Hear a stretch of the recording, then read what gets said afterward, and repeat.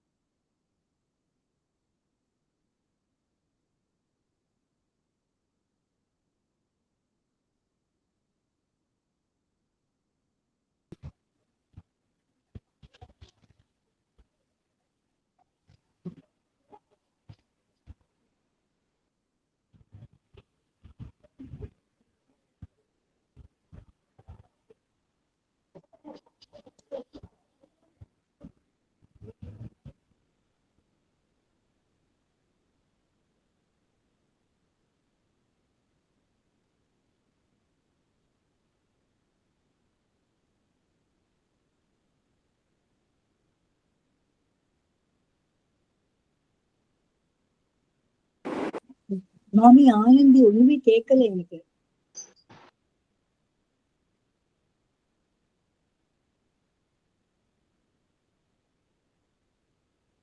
மாமியே இல்லையே, மாமி ஸ்கிரீன்லயே இல்ல. கோயம்புத்தூர்ல லைட் போயிருக்கு போல் இருக்கு மாமி இருக்கிற இடத்துல.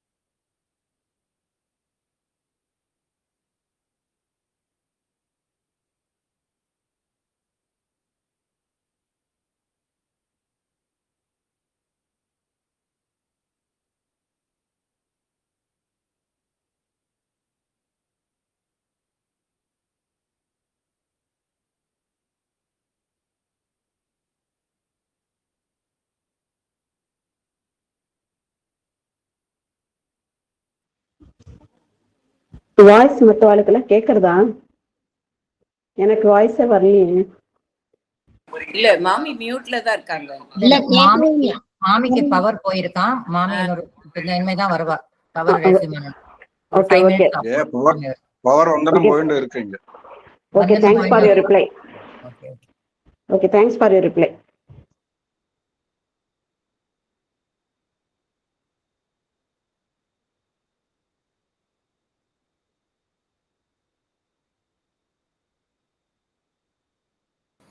மாமிக்கு நெட் இல்லையா, அதனால ஒரு கொஞ்ச நேரம் ஒரு 5 minutes வெயிட் பண்ண சொல்றேன். ரெஸ்யூம் பண்ண உடனே பண்ணிட்டுவேங்கிறாங்க.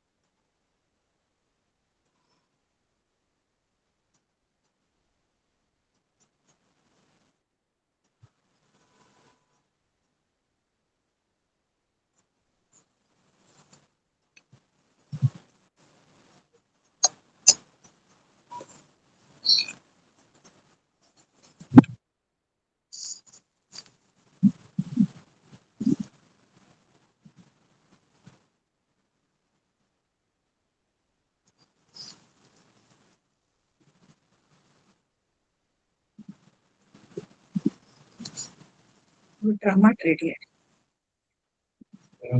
அத மாமி ஜனனி மியூட் பண்ணுங்க. வீடியோ ஒருத்தர் தானே இருக்கு பாருங்க. வீடியோ ஜனனி மாமி வீடியோ மியூட் பண்ணுங்க. வீடியோ மியூட் பண்ணணும்.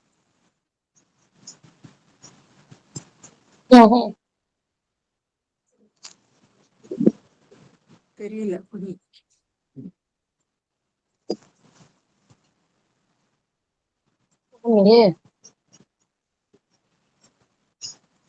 மியூட் பண்ணிட்டேனே. இல்லம்மா மியூட் பண்ணல. ஜேன்னு போட்டிருக்கேன்.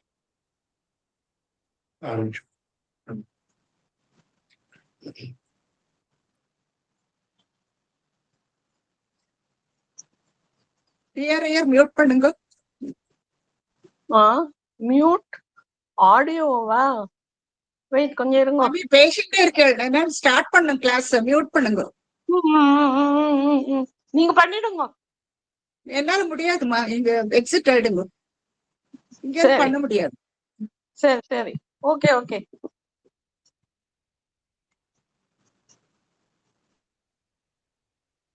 வீடியோவை மியூட் பண்ணுங்க. உங்களோட வீடியோ சைன் இருக்கு இல்லையா, அதையும் மியூட் பண்ணுங்க.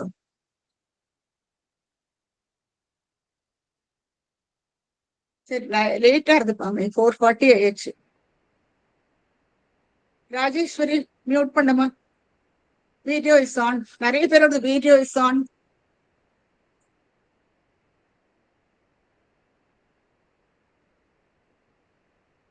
தெரியலையா உங்களுக்கு?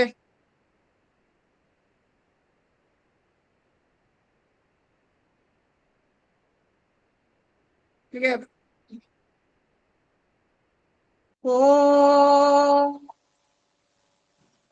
பண்ணுங்க. शुक्लां वरदरं विष्णुं शशिवर्णं चतुर्भुजं प्रसन्नवदनं ध्यायेत् सर्वविघ्नोपशान्तये। गुरुर्ब्रह्मा गुरुर्विष्णु गुरुर्देवो महेश्वरः गुरुः साक्षात् परं ब्रह्म तस्मै श्रीगुरवे नमः। कृष्णाय वासुदेवाय देवकी नन्दनाय च नन्दगोपकुमाराय गोविन्दाय नमो नमः। आदौ देवकी देवी गर्भजननौ गोपीगृहे पालनौ मायापूतन जीवितापहरणौ गोवर्धनोद्धारणौ कंसच्छेदन गौरवादिहननौ कुन्तीसुधा पालनौ एतत् भागवतं पुराणकथितं श्रीकृष्ण लीलामृतौ।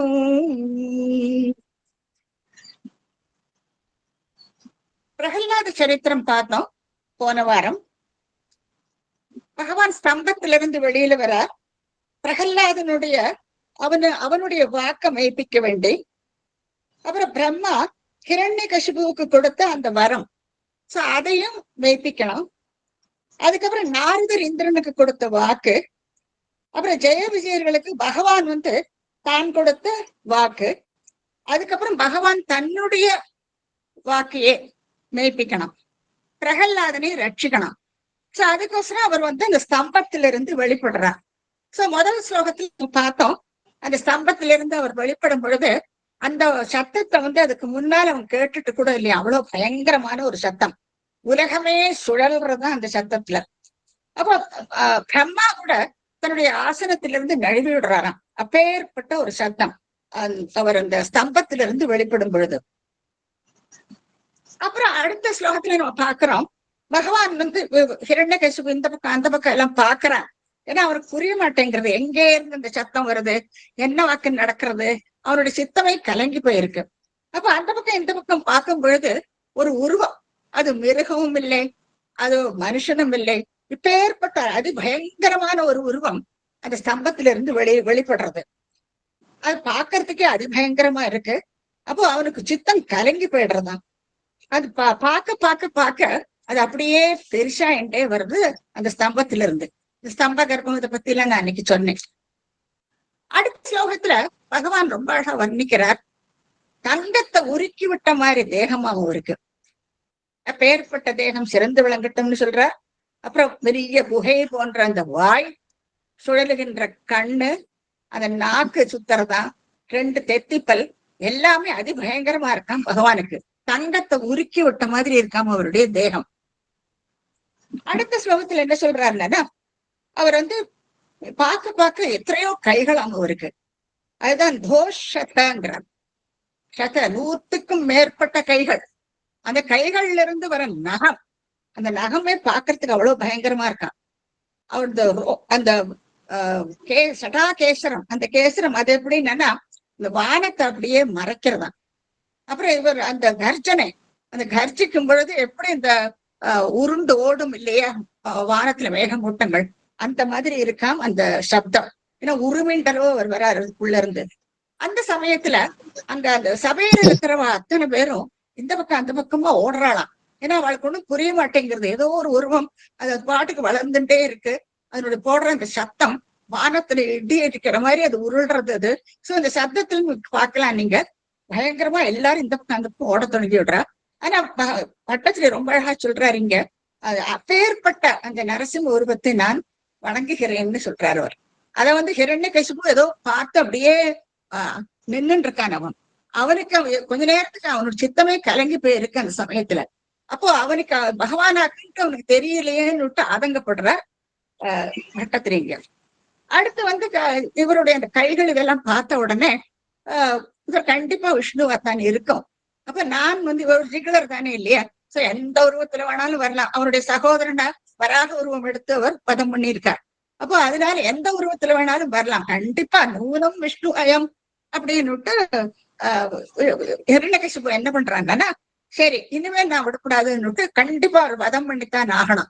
அவனுக்கு அந்த தைத்தியனோட அந்த வேலை பாருங்க, பயமே இல்லை அவனுக்கு. அப்போ அவன் உத்வேகத்தோட கிளம்புறான். அவனுடைய கதையை சுத்திக்கிட்டு பகவானை வதம் பண்றதுக்கு அவன் ரெடி ஆயிடுறான். அப்படியாக அந்த சமயத்துல இவர் என்ன பண்றாருன்னா, அவனை பருத்த கைகளால பிடிக்கிறார். பிடிச்ச உடனே அடுத்து என்ன பண்றான்னா, அந்த அவன் வீரன் அல்லவா, தைத்தியன் அல்லவா, அசுரன் அல்லவா, அவன் நிர்கழித்தாக அவர் அந்த பிடியில இருந்து விடுபட்டு விடுறான்னா ஹிரண்யகசிபு. இது பகவான் அவன் விளையாட்டம் கொஞ்சம் விட்டு விடுறாரு. அவர் என்னவானாலும் ஜெய விஜயா இல்லையா, அவருக்கு பார்ஷதர்களாக வைகுண்டத்துல இருந்துவா அவ. என்ன நடந்தது எல்லாம் நமக்கு நல்லா தெரியும். சோ இருக்கட்டும் விட்டு கொஞ்ச நேரத்துக்கு அந்த டைமும் வரணும் இல்லையா, எப்போ உதம் பண்ண எல்லாருக்கும். சோ அதனால இவர் விட்டு விடுறார். அப்போ இவன் என்ன பண்றான்னா, நான் ரொம்ப வீரன் நினைச்சுட்டு அவரு எல்லா வித்தையெல்லாம் காட்டுறான். கொஞ்ச நேரத்துக்கு அந்த கேடயத்தையும் அந்த கத்தியும் எடுத்து இப்படி எப்படியுமா அப்புறம் சுத்தின்னு இருக்கான் அவன். அதுக்கப்புறமா இவன் பகவான் பக்கத்துல போகும்பொழுது இப்ப என்ன பண்றார், அந்த சமயம் வந்தாச்சு. உடனே அவர் அப்படியே கைகள்னால அவன் அப்படியே பிடிச்சு, இப்ப எத்தனை இந்த வரம் வாங்கும் பொழுது பிரம்மா கிட்ட என்னெல்லாமோ பெரிய பட்டியல் போட்டு வாங்கி இருக்கான்னு ஹிரண்யகசிபு. சோ அதெல்லாம் அப்படியே மாற்றப்படாது பகவானுக்கு. அப்ப அதுக்கேத்த மாதிரி இவர் வாசப்படியில அந்த உள்ளேயும் இல்ல வெளியிலையும் இல்ல, தன்னுடைய தொடையில அவனை கடத்தி அப்படியே நகம் சத்து அசத்து, உயிர் இருக்கவும் இருக்கு இல்லவும் இல்லை. சோ இப்படியாக அது கொஞ்சம் கூட மாற்றமே இல்லாதக்கு அவருடைய மார்பை கிழிக்கிறார். ரத்தம் பீரிட்டு வருது. அந்த ரத்தத்தை அப்படியே குடிக்கிறார் அவர் பகவான். காயம் காய உதைரையோ பகுஜகத் சம்ஹாரி சிம்ஹாரமான்கிறார். உருவராராம் அவர். அப்ப அந்த உறிஞ்சு குடிக்கிறாராம் அவனுடைய ரத்தத்தை. அதுக்கு அப்படியாக அவனை வதம் பண்ணிடுறார் பகவான். அது கரெக்டா அந்த சமயம் வந்த உடனே எனக்கு டீட்டெயில் தான் நம்ம பார்த்தோம். அதுக்கப்புறம் அவர் என்ன பண்றாருன்னா, அவன் அங்க ஒரு பக்கம் போட்டுவிட்டு கீழே போட்டுட்டு, இப்ப அங்க சமஸ்த தைத்தியபடலில் நிறைய பேர் சுத்தி இருக்கா இல்லையா அசுரர்கள் எல்லாம், அவளெல்லாம் குதிச்சு பிரத்யுப்தங்கிறார் இல்லையா, பிரத்யுப்பத்தியங்கிறான குதிக்கிறான மிருகம் அல்லவா, குதிச்சு அவளெல்லாம் கடிச்சு கொதறாராம் பகவான். அது தைத்தியபடலையும் ஆகாத்தியமானே துவயி அப்படின்னு ஸ்ரீமன் பட்டத்திரி குருவாயிருப்பனை பார்த்து சொல்றாரு. அப்ப என்ன நடக்கிறதுங்கிறது ரொம்ப அழகா வர்ணிச்சிருக்காரு ஸ்ரீமன் பட்டத்திரி. அப்படியே பூமி சுத்துறதா அந்த சமயத்துல, ஏன்னா குதிக்கிறார் இல்லையா, அத்தனை பெரிய உருவத்தோட அவர் குதிக்கும் பொழுது பூமி அப்படியே சுழல்றதா. அப்போ இந்த சமுத்திரத்துல அலைகள் எல்லாம் மேல மேல வாரி அடிக்கிறதா, மலையுடைய சிகரங்கள் எல்லாம் இந்த பக்கம் அந்த பக்கமா ஆடுறதா, நட்சத்திரங்கள் எல்லாம் பொலன்னு மேல இருந்து உதிர்ந்து விழறதா. இப்படி ஆயிடுது அந்த சமயத்துல. அப்படி இருக்கான் பாக்குறதுக்கு இந்த சபையில. அப்படியாக எல்லாமே இப்படி ஒரு நிலையை அடையிறதுன்னு ஸ்ரீ பட்டத்தில் ரொம்ப அழகா சொல்றார். அதாவது துஸ்தாம் அவஸ்தாம், இப்பேற்பட்ட ஒரு அவஸ்தைய அந்த சபையில பார்க்க முடிஞ்சுதான். அதாவது இந்த பூமி சுத்துறது, இந்த மாதிரி வேரியஸ் திங்ஸ் யாருக்கு என்ன நடக்கிறதுன்னே புரிய மாட்டேங்குது, அந்த மாதிரி இருக்கு அந்த சபையில. அப்புறம் அடுத்து என்ன பண்றாருன்னா, இவர் அந்த மாம்சம் எல்லாம் அவர் மேல செதறி இருக்கு, ரத்தம் எல்லாம் செதறி இருக்கு. நேரா போயிட்டு சிங்காதனத்துல போய் உட்கார்றார். இது நான் சொன்னேன், அவர் இந்த சிங்காதனத்தை அதுலதானே அடுத்து பிரகலாதன் உட்காரணும் இல்லையா, ராஜ்யபாரம் பண்ணணும். அப்ப அதுல உட்கார்ந்து அதை புனிதப்படுத்துறாரு பகவான். அப்புறம் அவனுடைய குடலை மாலையா போட்டுக்கிறாராம். போட்டு இன்னும் உருமுறா, கொஞ்சம் கூட அவருக்கு கோபம் குறைஞ்சிட்டே இல்லை, உரிமைண்டே இந்த சிங்காதனத்துல உட்கார்ந்துட்டு இருக்காராம். அப்போ சுத்தி தேவாதிகள் எல்லாம் பாருங்க, சிவன், பிரம்மா, தேவாதிகள் எல்லாரும் பயப்படுறாளாம் பகவானுக்கு பக்கத்துல வரத்துக்கே. ஏன்னா அந்த உரிமையில அது இது அவருடைய கோபம் சாந்தப்படுத்தணும் இல்லையா, எல்லாரும் பயந்துட்டு தூரம் நிக்கிறாள் அத்தனை பேரும்.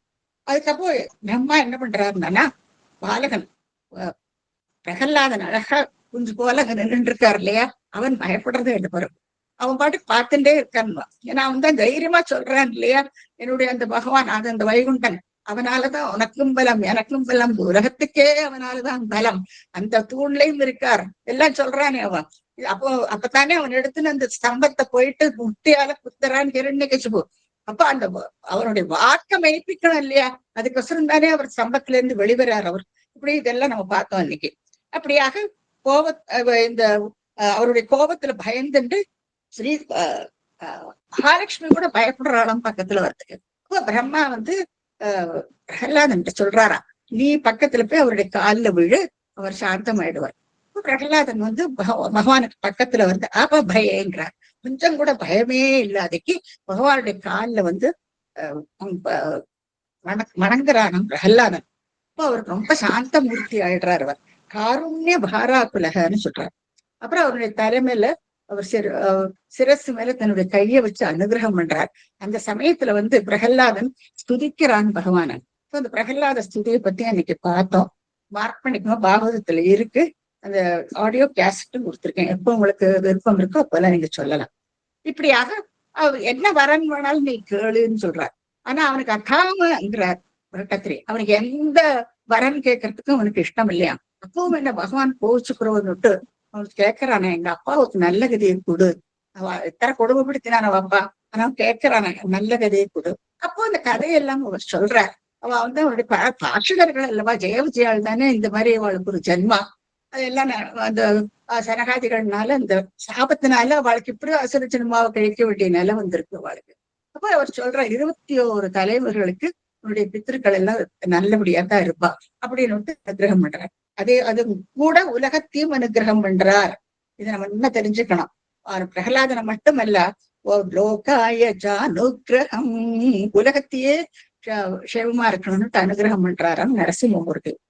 அப்புறம் இது கடைசி இந்த ஸ்ரீ தாபனீயம், அதாவது உபனிஷத்துல நரசிம்ம தாபனீயம்னு அந்த உபனிஷத்துக்கள் உண்டு. அந்த உபனிஷத்துல என்ன சொல்லியிருக்காரு, பகவான் எப்பவுமே நிர்குண பிரம்மம், அவருக்கு உருவம் ஒண்ணும் கிடையாது, நிர்குண பிரம்மமாக்கும் அவர். ஆனா அவர் சில சமயங்கள்ல அவர் இந்த மாதிரி ஒரு அவதாரம் எடுக்கிறார். அந்த அவதாரம் எடுக்கும் பொழுது அவருக்கு இந்த குணங்கள் எல்லாம் வருது இல்லையா. குணங்கள் எல்லாம் சரீர சம்பந்தப்பட்டது. இது நம்ம ஏற்கனவே பகவத்கீதை நிறைய இடத்துல நம்ம பார்த்திருக்கோம். அப்போ அந்த குணங்கள் வரும்பொழுது கோபம், தாபம், அன்பு, இந்த மாதிரி நிறைய குணங்கள் அவர் வெளிப்படுத்தி வருவார். சோ இந்த அவதாரத்துல நரசிம்ம அவதாரத்துல அவர் அந்த கோபம் இல்லையா, கோபத்தோட ரௌத்ரத்தோட வர அந்த ரௌத்ர ரசத்தோட எழுதியிருக்கார் ஸ்ரீமன் பட்டத்திரி இந்த அத்தியாயத்தை. அதையும் நம்ம ரசிச்சோம் அன்னைக்கு. அப்ப இப்பேற்பட்ட இந்த மூர்த்திய அவருடைய பார்ஷதர்களால தான் கடந்து போக முடியும் இல்லையா. ஏன்னா எல்லாரும் பயப்படுறா, பக்கத்துல வரத்துக்கே அப்படி பயப்படுறா. ஆனா பிரகலாதன் எவ்வளவு அழகா பக்கத்துல போயிட்டு அவர் காலில் விழுந்து அவரை ஸ்துதிச்சு அவருடைய அனுகிரகத்தையும் வாங்கிக்கிறான் பிரகலாதன். இப்படியாக கடைசியா நம்ம பார்த்தோம். பிரகலாதன் இந்த சரித்திரம் முடியும் பொழுது ரொம்ப அழகா பட்டத்திரி எழுதுறாரு, பிரகலாத பிரியன்னு சொல்லிவிட்டார் கடைசியில. அப்போ எந்த விதமான சத்தமுமே இல்லையா அந்த இடத்துல, அந்த சாண்டன்ட்ல இருந்து கொஞ்சம் ஒரு கலக்கமா எடுத்து. அப்போ திடீர்னு ஒரு அசிரியர் கேட்கறனா, நான் பிரகலாதனுக்கு மட்டும் பிரியப்பட்டவன் அல்ல, எல்லாருமே எனக்கு பிரியப்பட்டவர்கள் தான் அப்படின்னு பகவான் சொல்றாராம். அதுக்கப்புறமா நடக்கிறது இனி நம்ம பார்ப்போம். இப்போ பகவான் பக்தி பார்த்தோம், பிரகலாதனுடைய பக்தி பத்தி நம்ம பார்த்தோம். பிரகலாதன் ஒரு ஞானியாக்கும், கர்ப்பத்துல இருக்கும் பொழுதே நாரதர்கிட்ட அவன் எல்லா உபதேசமும் படிச்சவன் பிரகலாதன். சோ அதையெல்லாம் நம்ம டீட்டெயில்டா நம்ம பார்த்தோம். இப்போ யாரெல்லாம் பகவான் கிட்ட பக்தியோட இருக்காளோ அவ எல்லாருமே பகவானுக்கு ரொம்பவுமே பிடிக்குமா. அது மிருகமாகட்டும் எதாகட்டுமே, அப்ப கூட பகவான் வந்து அவ மேல அன்பை செலுத்துவரான். அப்போ இங்க இந்த தசகத்துல நம்ம கஜேந்திர மோட்சம்ங்கிற இந்த தசகத்துல கஜேந்திரன் அவன் வந்து ஒரு யானை. அவன் அந்த சாபத்தினால அவனுக்கு அப்படி ஒரு ஜென்மாவை கழிக்க வேண்டி வருது. அப்போ அந்த யானையுடைய உருவத்துல பகவான் வந்து அவருடைய பக்திக்கு மெச்சி அவனுக்கும் அவர் வந்து மோட்சத்தை கொடுக்கிறார்.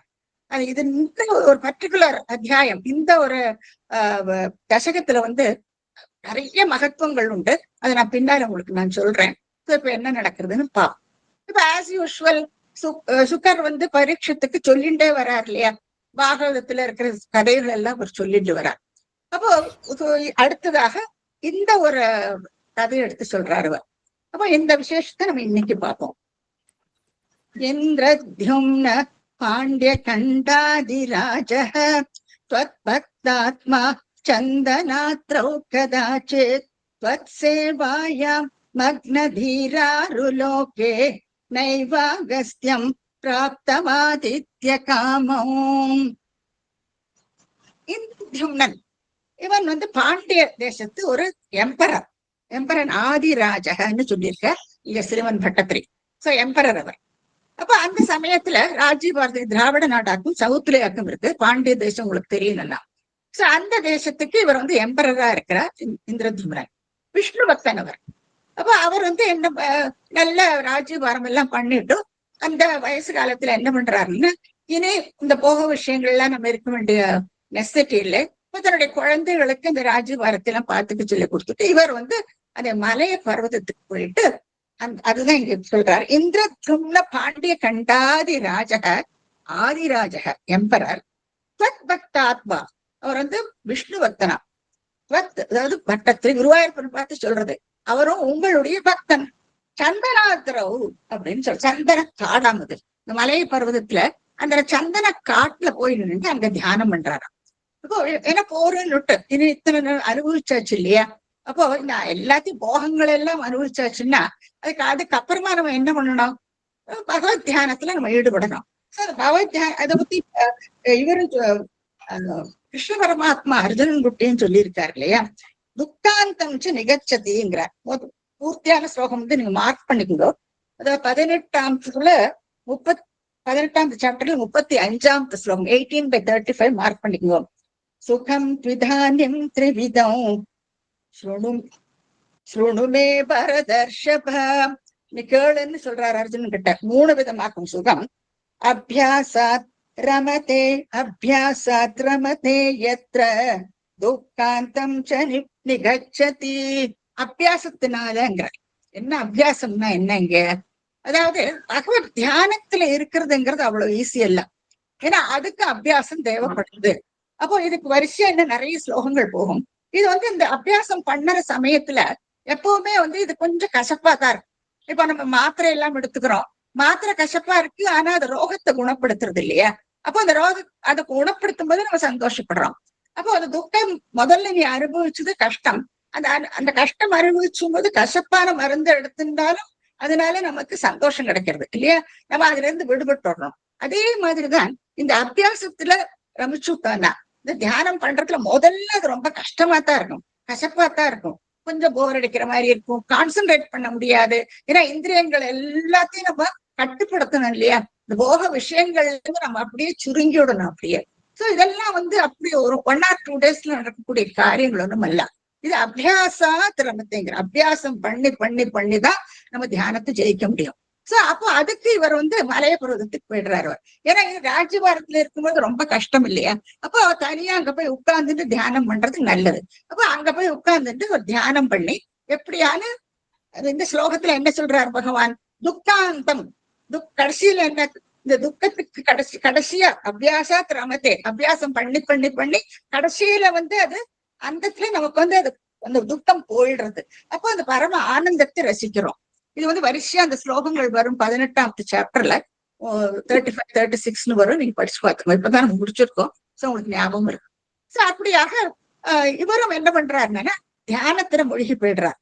அப்போ அது முதல்ல கொஞ்சம் கஷ்டம் தானே இல்லையா, அதாவது தியானத்துல என்ன நம்ம பண்றா எப்பவுமே நம்ம அஷ்டாங்க யோகத்துல பார்த்திருக்கோம். இந்த தியானத்துல சமாதி நிலையில பகவான அவளுக்கு அவ நினைச்ச ரூபத்துல அவளுக்கு உள்ள பார்க்க முடியும். சோ அது எத்தனையோ நழுவில் வரும், கஷ்டமாக்கும். இந்த மாதிரி 8 படிகள் 8 நிலைகளை கடந்து இந்த சமாதியில பகவான பாக்குறது இல்லையா, அது ரொம்ப கஷ்டமான ஒரு விஷயம். சோ அந்த தியானத்துல அவர் ஈடுபட்டு இருக்கும் பொழுது தத் சேவாயாம் மக்னதீகின்னு சொல்றார் சிவன் பட்டதிரி. அதுல மூழ்கி இருக்காராம் தியானத்துல. அந்த தியானத்துல இந்த சந்தனக்காடு, இந்த காட்டுல மரத்துக்கடியில உட்கார்ந்து இவர் வந்து தியானம் பண்ணிட்டு இருக்காரு. அப்போ அதுல இவர் மூழ்கி இருக்கும் பொழுது அந்த சமயம் பார்த்து அகஸ்திய முனிவர் வரார். அப்போ ந ஆளுலோகே நைவா நைவ ஆளுலோகே, அவரை வந்ததை இவன் கவனிக்கிறது இல்லை. இந்திரதிமனன் வந்து அவர் கவனிக்கிறது இல்லையா. இது வந்து அவருடைய தப்பல்ல, ஏன்னா அந்த தியானத்துல மூழ்கி இருக்காங்க. சரி, அகஸ்தியரோ தியானம் பண்ணி பகவான உள்ளேயும் வெளியிலேயும் பார்த்தவர் அவர் இல்லையா, அவர் ஞானி அவர். அவர் வந்து அவர் என்னத்துக்கு வர்றார் இங்க என்ன சொல்றாங்கன்னா, பிராப்தக அதாவது அகஸ்தியர் வந்திருக்காரு என்னத்துக்குன்னா ஆதித்ய காமம், அதித்யா வரணும்னு ஆசைப்படுறார். அதாவது தன்னுடைய சிஷ்யர்கள் எல்லாம் கூட்டிண்டு, இவர் எம்பரர் அல்லவா, அப்போ இவன் ராஜ்யபாரம் பண்ணாம இவன் என்ன இங்க உட்கார்ந்து தியானம் பண்ணிட்டு இருக்கான். அவர் எக்ஸ்பெக்ட் பண்ணது என்ன, அவர் ராஜாவாக அங்க ஜம்மன் அரண்மனையில இருப்பார், நம்ம சிஷ்யர்களோட வந்த உடனே நம்மள நல்ல சல்கரிப்பார். அந்த எண்ணத்துல அகஸ்தியர் வந்திருக்கார். அதுதான் ஆதித்ய காமம்ங்கிறார். அதுக்கு ஆசைப்பட்டு அவர் எப்படி அதித்தியா தன்னை எப்படி வரவேற்கிறார், சோ அதை பாக்கணுங்கிறதுக்கோசரம் அகஸ்தியர் தன்னுடைய சிஷ்யர்களோட வந்திருக்கார். ஆனா இங்க நடந்த விஷயம் என்ன, அவரோ மலைப்பருவத்துல உட்கார்ந்து தியானம் பண்ணிட்டு இருக்கார். இவர் வந்தது அவர் கவனிக்கிறது இல்லை. ஏன்னா கண்ணை மூடிட்டு தியானம் பண்ணும் பொழுது ஒரு முன்னால சிஷ்யர்களோட வந்து நிக்கிறது இவர் பாக்குறது இல்லை. சேவாயா மக்னதின மூழ்கி இருக்கிறது. மக்னதி ஆலுலோகே, ஆலுலோகேன்னு பாக்குறது. நைவாகஸ்தியம் நைவ ஆலுலோகே. இப்ப அகஸ்தியம் பிராப, அகஸ்தியர் வரார் அந்த சமயத்துல. என்னத்துக்கு அகஸ்தியர் வர, ஆதித்ய காமம், அவர் வந்து ஆதித்யா இருக்க விருப்பப்பட்டு அகஸ்தியர் வந்து அந்த இடத்துக்கு வரார். இப்ப அவர் வரதும் அப்ப அவருக்கு அகஸ்தியருக்கு கோபம் வராதா, அவர் நினைச்சுட்டு வந்தது ஒண்ணு, ஆனா இப்பவோ தியானத்துல மூழ்கி இருக்கான்னு இந்திரதிமனன் வந்ததை கவனிக்கிறது கூட இல்ல. அவரோ ஒரு மகரிஷி இல்லையா, ஞானி அவர். அப்ப அவர் வந்ததை பார்க்காதக்கு தியானம் பண்ணிட்டு இருந்தோட கட்டுது அகஸ்தியருக்கு கோபம் வந்தோடுது. இப்ப அடுத்து என்ன பண்றார், கும்போத்பூதி சம்பிருத க்ரோத பாரஹ ஸ்தப்தாத்மா த்வம் ஹஸ்தி பூயம் பஜேதி சப்வாதைனம் பிரத்யகாத்சோ விலேபே ஹஸ்தீந்திரத்வம் த்வத் ஸ்மிருதி வியக்தி தன்யம். கும்போத்பூதின்னு சொல்றார் அகஸ்தியர். உங்களுக்கு நிறைய பேர் படிச்சிருப்பீங்க. அகஸ்தியர் வந்து முதல்ல வடநாட்டுல இருந்தார். வடநாட்டுல இருந்து அவர் சவுத்துக்கு வந்தவராக அகஸ்தியர். அது நிறைய கதைகள் எல்லாம் உண்டு. அப்புறம் சவுத்துலயே அவர் தங்கிவிட்டார். இவர் வந்து குடத்துல பிறந்தவர், குடமுனிவர்னு சொல்லுவார் தமிழ்ல. இவர் குடத்துல பிறந்தவராம் இவர். அது எப்படின்னா, வருணனும் மித்ரனும் ஒருக்கா வந்து ஒரு யஜ்ஞம் பண்ணிட்டு இருந்தார். அப்ப அந்த யஜ்ஞம் பண்ற சமயத்துல அப்சரஸ் வரா, அது அழகியாச்சு இல்லையா. அப்ப அது அவளோட அழக பார்த்து மயங்கி இவாளுடைய இந்த செமினல் ஃப்ளூயிட்ல வீரியம் அது வந்து இந்த குடத்துல வந்து விழுந்து விடுறது. அப்ப அந்த குடத்துல இருந்து 2 பேர் பிறக்கிறா, வசிஷ்டரும் அகஸ்தியர். அது ரெண்டு வருணன் மித்ரன் 2 பேரும் இல்லவா. சோ ரெண்டு குழந்தைகள் அந்த குடத்துல இருந்து பிறக்கிறது. அந்த குடத்துல இருந்து பிறந்தது இது ஒரு மித்தலாஜிக்கல் ஸ்டோரி ஆகும். சோ அதனால இவருக்கு குடமுனிவர்னு ஒரு பேர் உண்டு. இன்னொருத்தர் வந்து வசிஷ்டர் ஆகும். சோ அகஸ்தியர் வசிஷ்டர்வா 2 பேரும் பிறக்கிறார். சோ இந்த கும்போத்பூதினா குடத்திலிருந்து பிறந்தவர். கும்பம்னா மட்பாட்டுன்னு சொல்றோம் இல்லையா. கும்போத்பூதி குடமுனிவர் அகஸ்தியர். சம்பிரத ரோத பாரக, நன்றாக கொப்பளிச்சுட்டு வந்து விடுறதாம் அவருக்கு. அவர் நினைச்சுட்டு வந்ததோ அதித்தியா இருக்கணும்னுட்டு அங்க வந்தவருக்கு இவரோ கொஞ்சம் கூட கண்டுக்காம தியானத்துல உட்கார்ந்து இருக்காரு இந்திரதிமனன். அப்போ சம்பிரத ரோத பாரக, ரொம்பவுமே கோபம் வந்து விடுறதாம் அவருக்கு. அப்போ என்ன பண்றாரு, உடனே சபிச்சு விடுறாரு அவனை. என்ன சபிக்கிறார், ஸ்தப்தாத்மா துவம் ஹஸ்தி பூயம் பஜேதி, நீ வந்து ஒரு யானையாக கிடவுது. ரமா ரொம்ப அழகா எடிட் பண்ணிருக்கா பிக்சர், ரொம்ப கூர்ந்து பார்த்து every detail will be there in the picture. So நீங்க நல்லா அண்டர்ஸ்டாண்ட் பண்ணிக்கலாம். அப்போ அவன் என்ன பக்கத்துல நீங்க என்ன சொல்றாங்கன்னா, ஸ்தப்தாத்மா வினயமே இல்லாத, ஏன்னா யானைக்கு வந்து எப்பவுமே கம்பீரம் உண்டு, ரொம்ப கம்பீரமா இருக்கும் யானை இல்லையா. அப்போ அதுக்கு என்ன, தான் ஒரு பெரிய அந்த அவனுடைய உருவம் எல்லாமே பாக்குறதுக்கு ஜம்முன்னு இருக்கும். நம்ம பார்த்திருக்கோம்ல, கேரளால ரொம்ப சீனிக்கா இருக்கும். இது நடந்து வரத பார்க்கணும், கம்பீரமா நடந்து வந்துட்டு இருக்கும். அப்போ அது கொஞ்சம் வினயம் இருக்காது. நான் ரொம்ப பலசாலி அப்படி ஒரு எண்ணம் உண்டு யானைக்கு எப்பவுமே. அப்போ இவர் என்ன சொல்ற, வினயமற்ற ஸ்தப்தாத்மா துவம், அதாவது இந்திரதிம்னன் பார்த்து சொல்றார், ஹஸ்தி பூயம் பஜேதி, நீ ஒரு யானையாக கிடவுது அப்படின்னுட்டு அவர் சபிச்சுடுறார். அப்ப இவரும் தியானத்துல இருக்காரு இவர். அப்போ ஆனா உடனே இவருக்கு மன்னிப்பு கேட்கிறாராம் அகஸ்தியர்கார். ஆனா மன்னிப்பு கேட்டுட்டு அது அனுக்கிரகமா எடுத்துக்கிறார் அவர். ஏன்னா இப்படி நமக்கு ஒரு அனுபவம் உண்டு. அதனால அவர் அந்த காமா இருந்துட்டு அந்த சாபத்தையும் அவர் எடுத்துக்கிறார், ஏத்துக்கிறார் அவர். அப்புறம் இவர் என்ன சொல்றாருன்னா, ஏன்னா அவன் ராஜாவா இருந்தவன் இல்லையா, ஆதிராஜன், எம்பரராக்கும் அவன் அந்த பாண்டிய தேசத்துக்கு. அப்ப இவர் என்ன சொல்றாருன்னா, மன்னிப்பு எல்லாம் கேட்டவொடனே இவருடைய கோபம் தணிஞ்சு விடுறது. இப்ப இவர் என்ன சொல்றாருன்னா, ஹஸ்தேந்திரத்துவம், நீ ஹஸ்தேந்திர இந்திரங்கிறார், கஜேந்திரங்கிறார். அதாவது கஜங்களுக்கெல்லாம் தலைவன், சுப்பீரியர், நல்லா உச்சத்துல இருப்பாய்ன்னு சொல்றாரு அவர். ஏன்னா அவன் ஆதிராஜன் இல்லையா, எம்பரர் அல்லவா, அப்படி இப்படி சின்ன யானையெல்லாம் ஒண்ணும் இருக்க முடியாது. அந்த கம்பீரம் குறையவே கூடாது அவனுக்கு. அப்போ அவனை பிளஸ் பண்றார் அகஸ்தியர். ஹஸ்தேந்திரத்துவம், நீ ஸ்மிருதி, அதாவது பகவானுடைய ஸ்மிருதி நினைவு உனக்கு எப்பவும், வியக்தி தன்யம், அந்த நினைவு உனக்கு எப்பவுமே இருக்கும். அதாவது நீ இந்த ஜென்மாவில் நீ எப்படி இருந்தியோ அதே மாதிரி அதுவே கண்டினியூ ஆகும். இந்த யானையாக நீ இருந்தாலும் அதே உனக்கு கண்டினியூ ஆகும்னு சொல்ற. என்ன அர்த்தம்? அதாவது இவன் எம்பரரா இருந்திருக்கான் இல்லையா, இவன் ஒரு ராஜா. அப்போ அந்த ராஜன் கம்பீரம் உனக்கு கொஞ்சம் கூட குறையாது. அந்த கம்பீரத்தோடு தான் நீ யானையா இருந்தாலும் மிருகமா இருந்தாலும் அந்த கம்பீரத்தோடயே நீ இருப்பாய். அப்புறம் பகவானுடைய நினைவும் உன்கிட்ட இருக்கும். சரி, இது உங்களுக்கு ஞாபகம் வருது இல்லையா, ஜெய விஜயால அப்படித்தானே அவ சனகாதிகள் சபிச்சுட்டு போயிடுறாவா. அப்போ அவ ஏத்துக்கிறா, அவ பண்ணின தப்புன்னு அவ ஏத்துன்னு விடுறா.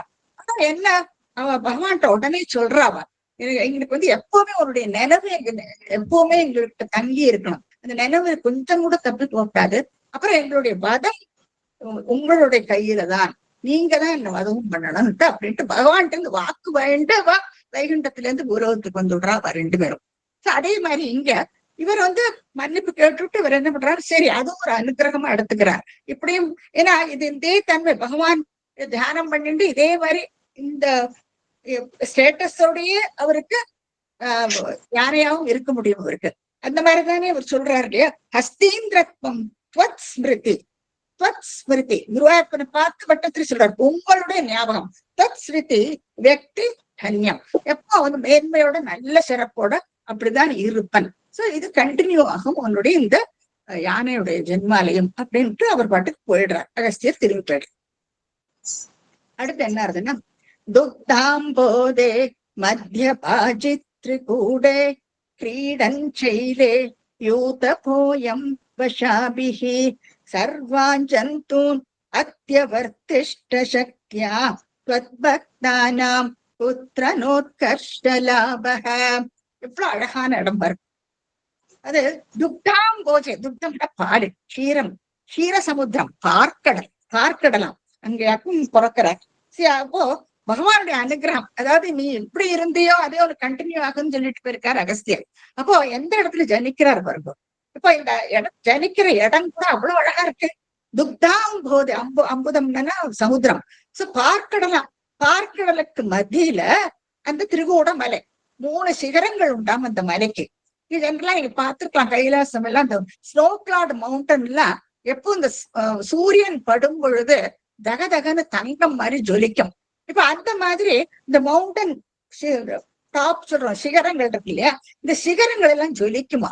அப்ப அதுல என்னெல்லாம் செடி கொடிகள் இருக்கோ, எல்லாம் மினரல்ஸ் அதெல்லாம் அதுல இருக்கோ, அதுக்கு ஏத்த மாதிரி வெள்ளியாட்ட, தங்கமாட்ட, இரும்பாட்ட ஜொலிக்குமா அந்த சிகரங்கள். இப்ப எவ்வளவு அழகா இருக்கும் பாக்குறதுக்கு இல்லையா. நம்ம இப்போ கோவிட் டைம்ல நிறைய பேர் போட்டோகிராஃப்ஸ் எல்லாம் அனுப்பிச்சிருந்தா, கைலாசம் அந்த ஹிமாலயன் மவுண்டன்ஸ் கூட அந்த பொல்யூஷன் ஒண்ணுமே இல்லாததுனால ரொம்ப அழகா கோல்டன் மவுண்டன் மாதிரி, கனகாச்சலம்னு சொல்லுவார், இப்ப கோல்டு மாதிரி பளபளன்னு மின்னித்து. அந்த சமயத்துல நிறைய போட்டோகிராஃப்ஸ் நீங்களும் பார்த்திருப்பேன்னு நினைக்கிறேன். சோ இது ரொம்ப இயற்கையான சூழல்ல நமக்கு இந்த மாதிரி எல்லாம் பார்க்க முடியும். ஆனா பொல்யூஷன் எல்லாம் இருந்ததுன்னா இந்த மாதிரி சீன் எல்லாம் நமக்கு கிடைக்காது, ஏன்னா அது மறைச்சுடும். அப்ப அப்படியாக இந்த 3 சிகரங்கள் உள்ள அந்த மலை எவ்வளவு அழகான இடம் பாருங்க. அங்க கிரீடன் செயலே கிரீடிக்கிறாராம், விளையாடுறாராம். நீங்க பார்க்கலாம் எவ்வளவு ஜம்முன ராஜா மாதிரிதான் இருக்கார் கஜேந்திரன். இப்போ கிரீடன் செயலே யூத போயம்னா எல்லாருக்கும் யூத பகானா தலைவன். ஜம்மனி he's the leader of the whole clan. அப்போ கூட எல்லா யானைகளும் அதை சுத்தி இருக்கு. வஷாபிகி பெண் யானைகளும் கூட இருக்கு. சோ பெண் யானைகள், குட்டி யானை காலுக்கு இடையில இப்படியாக அந்த கூட்டத்தோட இல்லையா. சோ கிரீடன் செயலே விளையாடிட்டு இருக்கிறான் அந்த இடத்துல. இத்தனை அழகான ஒரு இடம். அப்போ இந்த பார்க்கடல்ல யார் இருக்கார்? பகவான் தானே இருக்கார் இல்லையா. அப்போ இதுல நமக்கு என்ன தெரியறது? பகவான் தன்னுடைய பக்தர்களை தன் பக்கத்திலேயே வச்சுக்க விரும்புறாரு. அவர் அங்கங்க ஒன்னும் பிறக்கல இல்லையா. பகவான் எங்க இருக்காரோ அவருக்கு பக்கத்திலேயே இந்த மாதிரி ஒரு அழகான ஒரு இடத்துல அவன் ஜனிக்கிறான். அங்க வந்து கஜேந்திரனாக பிறக்கிறார் இந்திரதிமனன். சோ கிரீடன் செயலே யூத போயம் வஷாபிகி. வஷாபிகின்னா பெண் யானைகள். சோ பெண் யானைகள் கூட அழகா அங்க திரிஞ்சுட்டு இருக்கானா கஜேந்திரன். சர்வான் ஜந்தூன் அத்தியவர்த்திஷ்ட சக்தியாங்கிறார். ஒரு மலை பிரதேசம் இந்த கானகம் இல்லையா, காடு மாதிரி எல்லாம் இருக்கும். அப்போ சர்வான் ஜந்தூன் எத்தனையோ ஜந்துக்கள் அங்க வளர்ந்துட்டு இருக்கும். சிங்கம், கரடி, புலி, அது இது எல்லாமே இருக்கும் அந்த இடத்துல. அப்போ சிங்கம் எல்லாம் பயங்கரமான மிருகங்கள் இல்லையா. ஆனா இந்த யானையினுடைய மதஜலம் இதுவோ பாக்குறதுக்கு நல்ல தேஜஸ்வியா இருக்காரு இல்லையா. அப்போ அது கண்ணுல இருந்து இந்த ஜலம் வருது, மத நீர்னு சொல்லுவா. அப்போ அந்த ஜலத்தினுடைய ஸ்மெல், அந்த வாசனையை கேட்டுட்டு இந்த பெரிய பெரிய சிங்கம் இதெல்லாம் அங்க இருந்து ஓடிடுமா, அங்க இருந்து பயந்து விடுமா எல்லாமே.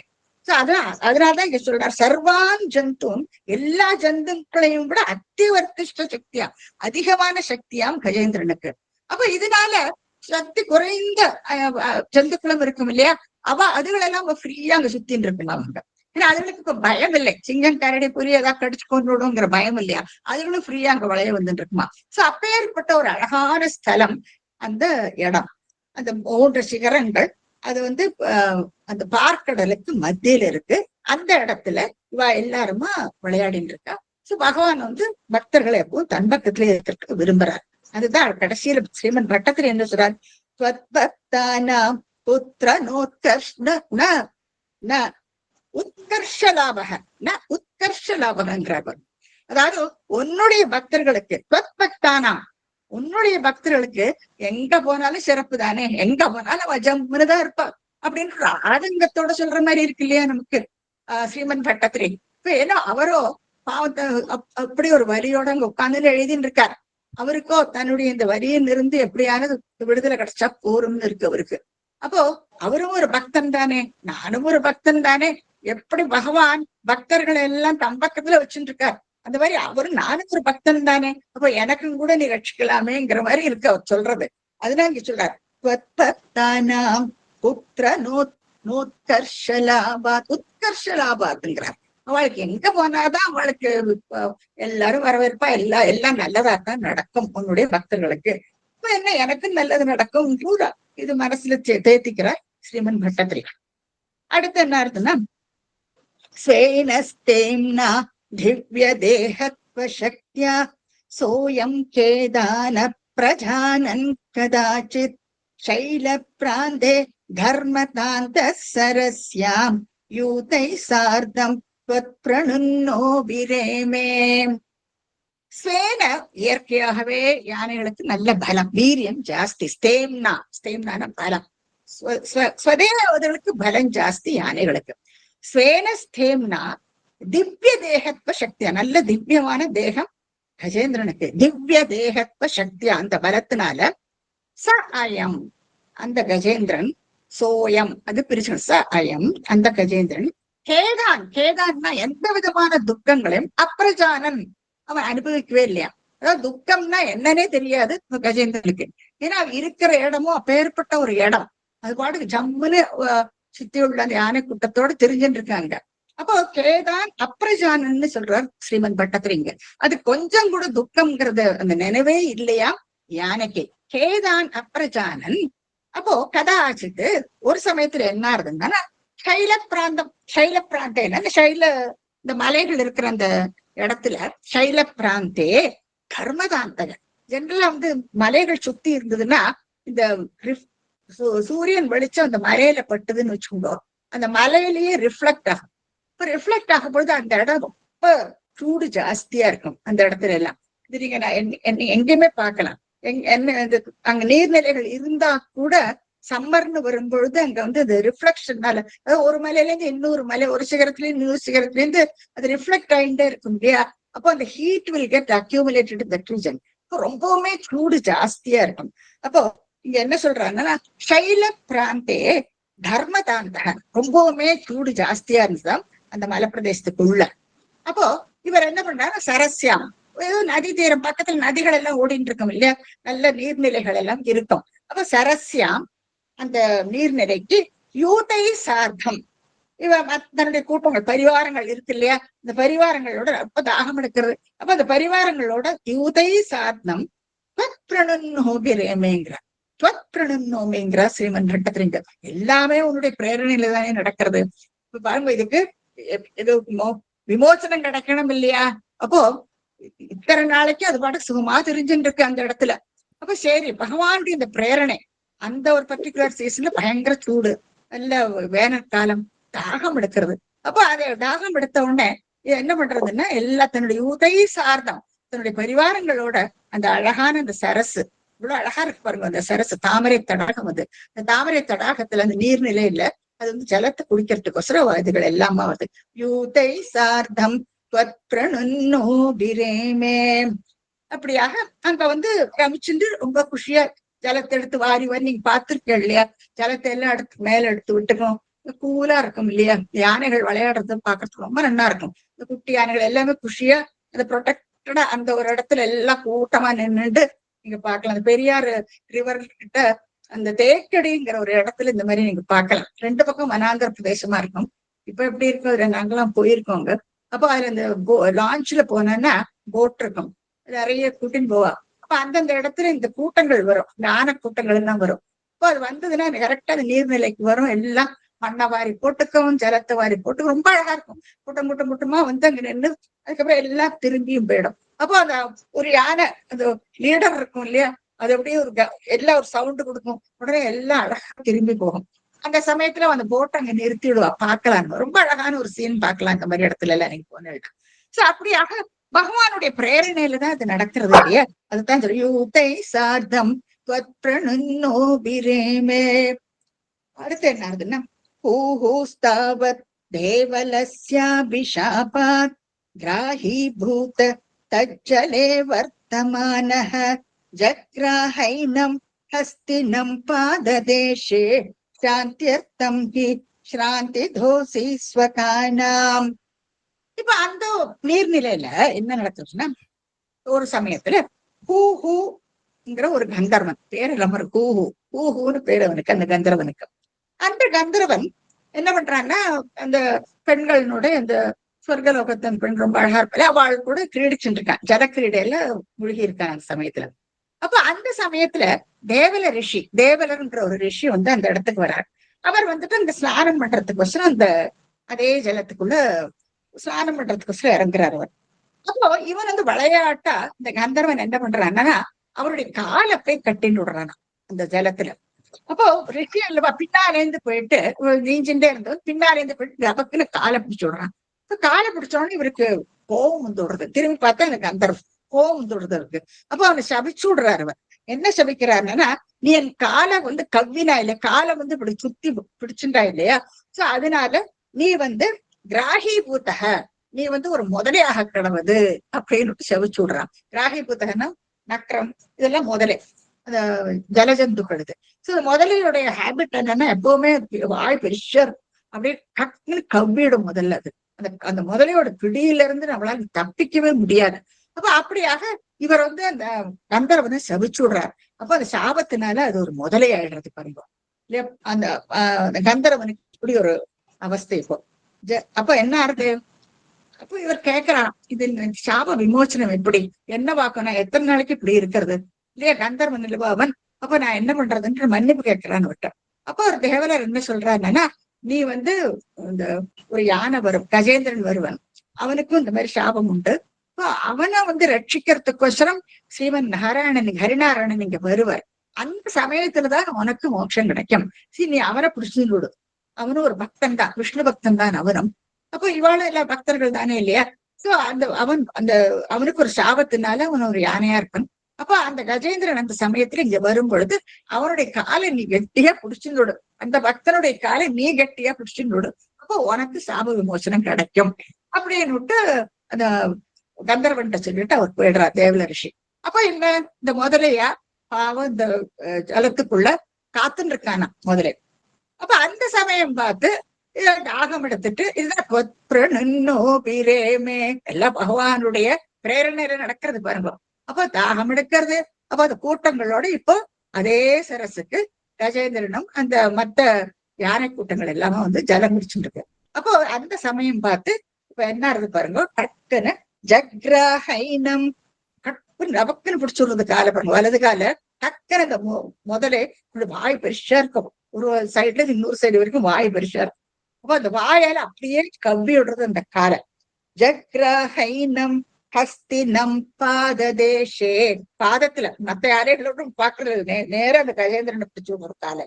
ஜக்ரஹைனம் ஹஸ்தினம் பாததேஷே சாந்தியர்த்தம் ஹி ஸ்ராந்தி தோசி ஸ்வகானாம். பட்டத்துல ரொம்ப அழகா சொல்றாரு. ஸ்வகானாம்னா உன்னுடைய பக்தர்கள். பகவான் எப்படி பரீட்சை கொடுக்கறாரு பாருங்க. சித்திரகேதுவும் பார்த்தோம் இல்லையா, பரீட்சை பண்றாரு அவர் எல்லாரையும். ஏன்னா அவர் மோட்சம் கொடுக்கறதுக்கு முன்னால அவ அதுக்கு ஃபிட் தானா அவர் எல்லாம் பார்த்து அதுக்கப்புறம் தான் அவளுக்கு மோட்சம் கிடைக்கும். அது வரைக்கும் அவளுக்கு அவர் டெஸ்ட் பண்ணிட்டே இருப்பார். அதனாலதான் நம்ம பகவான் என்ன நமக்கு துன்பம் வந்தா கூட அதெல்லாம் அதை அனுபவிக்கணும், நம்ம அதை ஏத்துக்கணும். ஆதிசங்கரும் சிவானந்த லகரியில் இதே தான் சொல்லுவார். நம்ம வந்து என்ன நமக்கு இப்படி இருக்கணும், இந்த மாதிரி ஒரு வாழ்க்கை தான் நமக்கு வாழ முடியும், இந்த துன்பத்தினா அனுபவிக்கத்தான் வேணும்னு அதை ஏத்துக்கணும் மாணவன். ஏன்னா இது ஏதோ பகவானுடைய பிரேரணையில நடக்கிறது. துக்காந்தம் நிகழ்ச்சத்துங்கிறாரு, அது முடிஞ்சாச்சுன்னா நமக்கு சந்தோஷம் கிடைச்சிடும் கண்டிப்பா. அப்போ இங்க என்ன சொல்றாங்கன்னா சாந்தியர்த்தம்னா அவளுக்கு ஞானம் கிடைக்கணும்னா, அதாவது அவளுக்கு அந்த அஜ்ஞானம் விலகி அந்த ஞானம் கிடைக்கணும் என்னன்னா ஸ்ராந்தி தோசி, அவளுக்கு கண்டிப்பா அந்த துன்பத்தை கொடுக்குறான் பகவான். அப்போ அந்த துன்பத்தை அனுபவிச்சு அவளுக்கு அந்த மனசுல இருக்கிற அந்த ஷ்ரௌட், அந்த அஜ்ஞானம் இருக்கும் இல்லையா, அதெல்லாம் விலகிவிடும். அப்போ சகானம் என்னுடைய பக்தர்களுக்கு பகவான் எப்பவுமே இந்த துன்பத்தை கொடுக்குறாங்க. அப்ப என்னத்தினால என்ன, அப்பதான் அவளுக்கு அந்த ஞானம் கிடைக்கும், அப்பதான் அவள் திருந்துவான்னு இந்த மாதிரி ஒரு துன்பத்தை கொடுக்கத்தான் செய்வார். இல்லாட்டா இவனுக்கு என்னத்துக்கு இந்த மாதிரி ஒரு நிலைமை வரணும் இல்லையா? இந்த கந்தர்வனுக்கே என்னத்துக்கு அப்படி ஒரு நிலை வரணும்? அவன் பண்ணினுக்கிற அந்த விளையாட்டா போய் பிடிக்க போயிட்டு அவனை சமைச்சு விடுறான். இல்லாட்டா அவ பாட்டுக்கு அவளுடைய வேலை பண்ணிட்டு சொர்க்கலோகத்துல இருக்கப்பட்டவா கந்தர்வர்கள் எல்லாம் இல்லையா, யஜ்யம் எல்லாம் பண்ணுவா. அவ நாட்டோட சுபிட்சத்துக்கொசரம் இருக்கப்பட்டவர் அவா இல்ல. இவனோ ஆதிராஜன் இல்லையா, இந்திரதிம்னன், அவனுக்கு இப்படி ஒரு சாபம். இப்படியாக பகவானுடைய பிரேரணையில இப்ப அவ ரெண்டு பேரும் ஒரே இடத்துல வந்து மீட் பண்ண வச்சு விட்டாரு அவர். இப்ப ஹூதாவத் தேவலஸ்ய விஷாபாத் கிராஹீபூத தஜ்ஜலே வர்த்தமானஹ ஜக்ரஹைனம் ஹஸ்தினம் பாததேஷே சாந்தியர்த்தம் ஹி ஸ்ராந்திதோசி ஸ்வகானாம். அடுத்து என்ன நடக்கிறதுன்னா, त्वत्सेवाया वैभवाधुर्निरोधं युध्यन्तं तं वत्सराणां सहस्रं प्राप्ते काले त्वत्पदे कार्यसिद्ध्यै नक्राक्रान्तं हस्तिवर्यं व्यधास्त्वं. என்ன ஆறுது, त्वत् சேவாயாக வைபவாத்துங்கிறார் சிவன் பட்டத்துல. ஒரு காலத்துல அவர் வந்து இந்திரதிம்னனா இருக்கும் பொழுது பகவான ரொம்ப விஷ்ணு பக்தனா இருந்திருக்கார், பகவான ஆராதிச்சிருக்கார். அதனாலதான் त्वत् சேவாயாகன்னு சொல்றாரு. ஒன்ன ரொம்பவுமே ஆராதிச்ச அந்த வைபவத்தினால, அந்த மாதிரி இருந்ததுனால துர்நிரோதம், அதாவது தடங்கல் இல்லாம, எந்த விதமான ஒரு தடங்கலும் இல்லாம, இது காலு மாட்டின்னு இருக்கு பாருங்க, காலோ அது நல்லா இழுத்து பிடிச்சுட்டு இருக்காது. அப்போ இந்த யுத்தம் இந்த ரெண்டு பேருக்கு இடையில இது டக் ஆஃப் வார் மாதிரி நடந்துட்டு இருக்கு.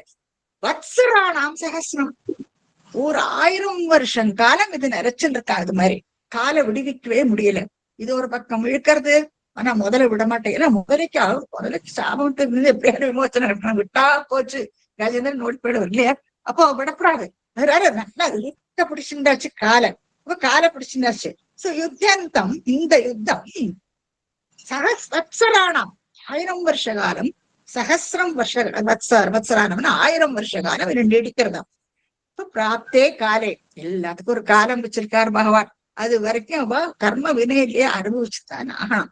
சோ 1000 வருஷ காலம் அவனுக்கு இந்த மாதிரி பிடியில இருக்கானோ.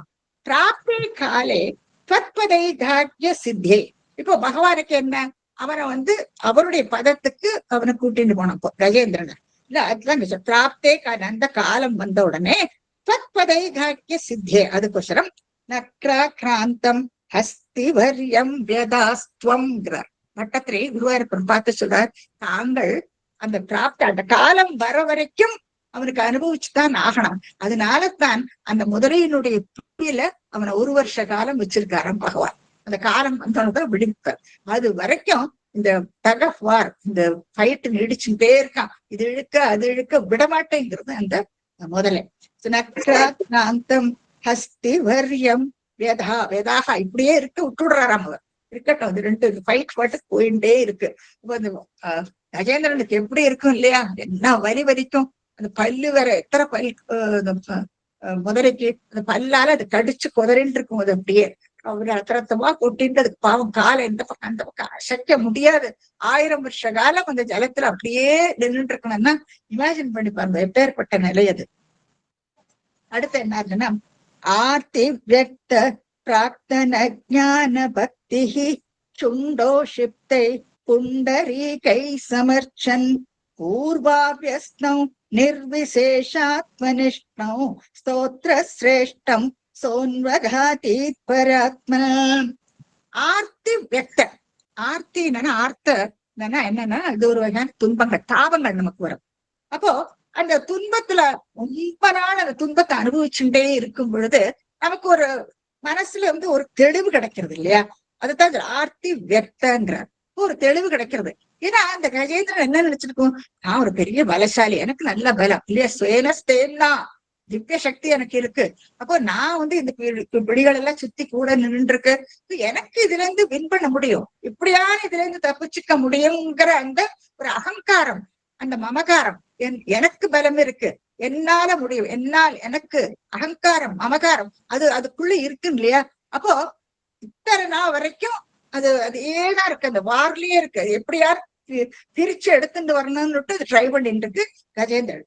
அப்போ அந்த ஆர்த்தி வியக்தானா என்ன ஆறுது, பிரார்த்தன ஞான பக்தி. பூர்வ ஜென்மத்துல இப்போ என்ன சொல்லி இருக்காரு அவர், சாபம் கொடுத்தோன இதே உனக்கு ஸ்மிருதி இருக்குன்னு சொல்லியிருக்காரு. இப்போதான் அந்த ஞாபகம் வருது அவனுக்கு. பூர்வ ஜென்மத்துல அவர் இந்திரதிமனா இருக்கும் பொழுது அவர் சாபம் கொடுத்திருக்காரு இல்லையா, உனக்கு இது நீடிக்கும்னு சொல்லிருக்க ஸ்மிருதியும் நினைவும் விட்டு இருக்கும். இப்போதான் அந்த பகவானுடைய நினைவு அந்த கஜேந்திரனுக்கு வரதான். சோ ஆர்த்தி வியக்த பிரார்த்தன ஞான பக்தி, ஞான பக்திங்கிற பக்தி அவனுக்கு இல்ல. விஷ்ணு பக்தனா இருந்திருக்காரு இந்திரதிமனா. சோ அந்த பக்தி இப்ப அந்த சமயத்துல நிறைய இருந்ததுனால 1000 வருஷ காலம் அந்த துன்பத்தை அனுபவிச்ச பின்ன அந்த ஞானம் வருதாமா, அந்த பூர்வ ஜென்ம ஞானம். நான் விஷ்ணு பக்தனா இருந்திருக்கோம், இனி நம்மளை யாரும் காப்பாத்த முடியாது. அப்போ பகவான் தான் எனக்கு துணை, பகவானை தான் ஆசிரியக்கணும், வேற வழியே கிடையாது. சோ பிரார்த்தனை ஞான பக்தி, ஞானம் பக்தி 2 இழக்கிறார் பண்பவர். ஞான பக்தி உடனே என்ன பண்றது, சுண்டோ ஷிப்தை, தும்பிக்கை காலு மாட்டிக்கின்னு இருக்கு, காலால ஒண்ணும் பண்ண முடியாது. தும்பிக்கையினால சுண்டோ ஷிப்தை புண்டரீகை சமர்ச்சன். புண்டரீகைன்னு தாமரைப்பூ, இந்த தாமரைப்பூவை இந்த தும்பிக்கையினால நெடு ஜலத்துல இருந்து எடுக்கிறதான். சுண்டோ ஷிப்தை புண்டரீகை சமர்ச்சன், பகவானுக்கு அர்ச்சிக்க தொடங்குறான் அவன். பூர்வாபியஸ்தம், பூர்வத்துல அபியாசம் பண்ணினது இல்லையா. இப்போ பகவான் விஷ்ணு தியானத்துல நிறைய இருந்திருக்கான். அவன் பகவான் எப்படியான சமாதி நிலையில பார்க்கணுங்கிற அந்த உத்வேகம் இருந்திருக்கு இந்திரதிமனனுக்கு. பூர்வ அபியஸ்தம், அத்தனை அபியாசம் பண்ணியிருக்கானா இந்திரதிமனன். பூர்வாபியஸ்தம் நிர்விசேஷாத்மனிஷ்டம், அந்த நிர்குண பிரம்மனை எப்படி அர்ச்சிக்க தொடங்குறான். இப்போ எப்படி சமாதி நிலைக்கு போகும் பொழுது அந்த பகவானுக்கு என்ன அவர் குணத்துக்கெல்லாம் அப்பாற்பட்டவர். இப்ப குணத்துக்கெல்லாம் அப்பாற்பட்டவர்னா என்ன அர்த்தம், அவருக்கு குணம்னு ஒண்ணு இல்லைன்னா, நிர்குணம் குணம் இல்லைன்னா அவருக்கு உருவம் ஒண்ணுமே கிடையாது, பகவானுக்கு எந்த உருவமும் கிடையாது. அப்போ அதைத்தான் நிர்குண பிரம்மம்னு சொல்லுவா. சோ நிர்குண பிரம்மத்தை இப்ப உபாசிக்கிறார் கஜேந்திரன். நல்லா ஞாபகம் வச்சுக்கோ, எந்த ஸ்டேட்ல யாரையாக்கும் அவன் அதுதான் இங்க சொல்றார். நிர்விசேஷாத்ம நிஷ்டம், அந்த நிர்குண பிரம்மத்தை, அது பூர்வாபியஸ்தனால அவனுக்கு முன் ஜென்மால அவன் பகவானை சேவிச்சிருக்கிறதுனால அந்த நிர்குண பிரம்மத்தை பத்தி ஸ்தோத்திரம் பண்ணி அந்த பூவை எடுத்து அர்ச்சிக்கிறானாம். ஸ்தோத்திர சிரேஷ்டம், நல்ல சிரேஷ்டமான அந்த ஸ்தோத்திரத்தை, ஸ்தோத்திர சிரேஷ்டம் சோன்வகாதீத் ச அன்வகாதீத் பராத்மன்னு அவர் அழகாக அந்த ஸ்தோத்திரம் பண்ணினாராமே.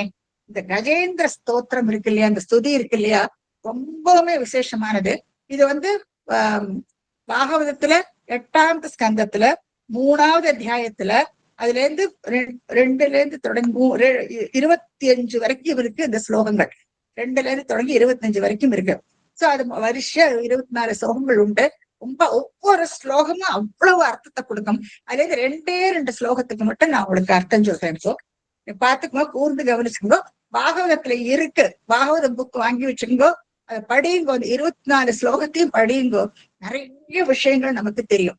அப்போ இந்த ஒரு 2 ஸ்லோகத்தை மட்டும் நான் சொல்றேன். எவ்வளவு அழகான ஸ்லோகம், நிர்குண பிரம்மத்தை பற்றிய இந்த ஸ்லோகங்கள் இது. சவை சவை ந தேவா சுரமர்த்திய திரியங் ந ஸ்திரீ ந ஷண்டோ ந புமான் ந ஜந்தோ நாயம் குணகர்ம ந சன்ன சாசன் நிஷேதசேஷோ ஜயதாசேஷ. இந்த ஸ்லோகத்தை பாருங்க, ஸ்லோகம் 24 இது. இதுல என்ன சொல்றான்னா, சவை அதாவது அந்த நிர்குண பிரம்மம், அதுவும் தேவனும் அல்ல.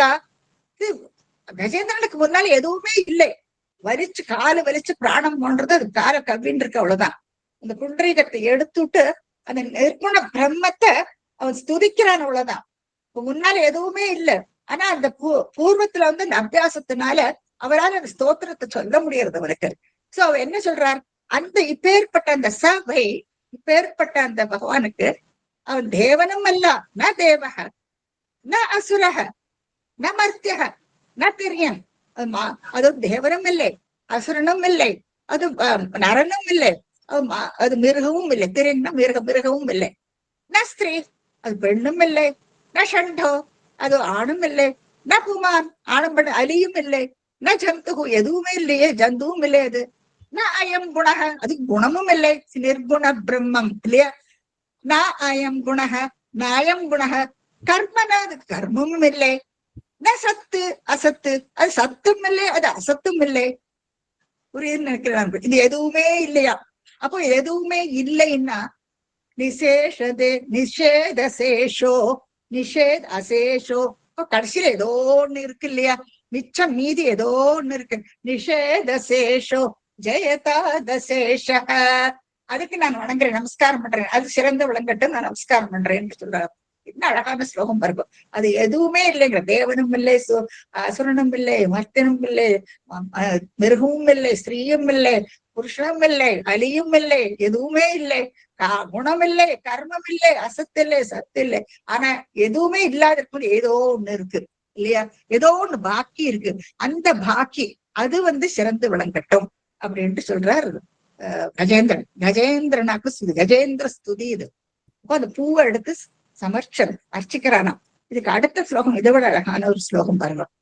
ஜிஜி விஷேனாஹமிஹா முயாக்யும் அந்தர்பஹிஷ்ச அந்தர்பஹிஷ்சாவ்ரிதயே பயோன்ம, அவ்ருத்தையே அப்படி மாத்திக்கணும். அது அந்தர்பஹிஷ்சாவ்ரிதயே பயோன்யா இச்சாமி காலேன நயஸ்ய விப்ளவ தஸ்யாத்மலோகாவரணஸ்ய மோக்ஷம். ரொம்ப அழகான ஸ்லோகம் இது. இப்போ ஜிஜி விஷயம் ந அகம் இகம் ஆம் அமோ அமோ இய இயம் கிம், இப்படி பிரிச்சுக்கணும். அதை பிரிக்கிறத பத்தி நீங்க அப்புறம் பார்க்கலாம். இப்போ இது என்ன சொல்றாங்கன்னா, இந்த இடத்துல அந்தர்பகிஹி ச அவ்ருதேய யோன்யாங்கிற, அதாவது எனக்கு நான் இப்படி ஜீவிச்சிருக்கேன் இல்லையா, இப்போ ஒரு கஜேந்திரனா இருக்கேன். நான் எனக்குள்ள உள்ளையும் வெளியில, உள்ளையும் வெளியிலையும் முழுக்க முழுக்க அஜ்ஞானம் தான் அப்பி கிடக்குங்கிறாரு. முழுக்க முழுக்க எனக்கு அஜ்ஞானம் தான் இருக்கு. அப்போ இச்சாமி காலேன நயஸ்ய விப்ளவகங்கிறார். அவர் என்ன சொல்றாருன்னா, அப்கோர்ஸ் நான் விரும்பாதது என்னதுன்னா, எதை நான் விரும்பலைன்னா, இப்போ இந்த உடல் அழிஞ்சு போகும். இப்போ இந்த உடல் அழிஞ்சு போகும்னா என்ன அர்த்தம், இந்த மிருகம் வந்து இப்படி இந்த கால கவ்வியே பிடிச்சிருந்தா அந்த உடல் அழிஞ்சு போறது நான் விரும்புறேன். அப்கோர்ஸ் இட்ஸ் ஓகேங்கிறார் அவர். உடல் அழிஞ்சு போனாலும் அதை விட நான் என்ன விரும்புறேன்னா தஸ்யாத்ம லோகாவரணஸ்ய மோட்சம்ங்கிறார். அந்த உடல் அழிவதை நான் விரும்புறேன். என்னத்தினால உடல் அழியறதை நான் விரும்புறேன்னு சொல்றாருன்னா அதனால சம்சார பந்தம் விலகிவிடும்.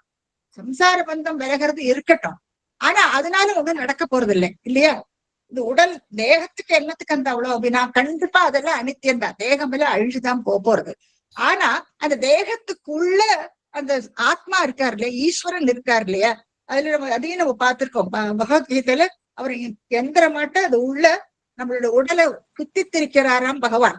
அந்த உள்ள வந்து அவர் திஷ்டதி, இந்த ஈஸ்வரன் வந்து ஸ்திரமா இருக்கார். சோ அந்த ஆத்மாவை நான் அறியணுங்கிறார். அப்போ அவர் என்ன சொல்றாருன்னா, நான் இந்த முதலையிலிருந்து விடுபடுறதுக்கு கூட நான் இச்சாவை நான் விரும்பலை. என்ன அர்த்தம் பாருங்க, இந்த முதலையிலிருந்து அதனுடைய பிடியிலிருந்து நான் விடுறதுக்கு கூட நான் விரும்பலை. நான் வந்து இந்த அஞ்ஞானத்திலிருந்து விடுபடணும் அப்படின்ட்டு சொல்றாராம். புரிஞ்சிருக்குன்னு நினைக்கிறேன் நான் உங்களுக்கு. இந்த அஞ்ஞானம் என்ன? நான் ரொம்ப பலசாலி, அகங்காரம், அமகாரம், இது எல்லாம் இது ஷவுடிங் அஸ் இல்லையா? எல்லாம் என்னால முடியும், நான் தான், எனக்கு முடியாத காரியமே இல்லை, நான் நான் என்னோடது இதுலதான் நம்ம காலத்தையே கழிச்சுட்டு இருக்கோம். ஆனா என்ன, அந்த நான் என்னோடதுங்கிற ஒரு தேகம் தானே. அந்த தேகம் நமக்கு நித்தியமா இருக்க போறது, அதெல்லாம் நித்தியம், அதெல்லாம் அழிஞ்சுதான் போறது. சோ அதை நான் விரும்புறேன். இது போறாலும் போகட்டும், தேகாபிமானமே கிடையாது. ஆனா இப்ப எனக்கு நான் விரும்புறது என்னன்னா இந்த அஞ்ஞானத்திலிருந்து நான் விடுபடணும், அதுல இருந்துதான் எனக்கு மோட்சம் கிடைக்கணும்னுட்டு கஜேந்திரன் சொல்றாராம்.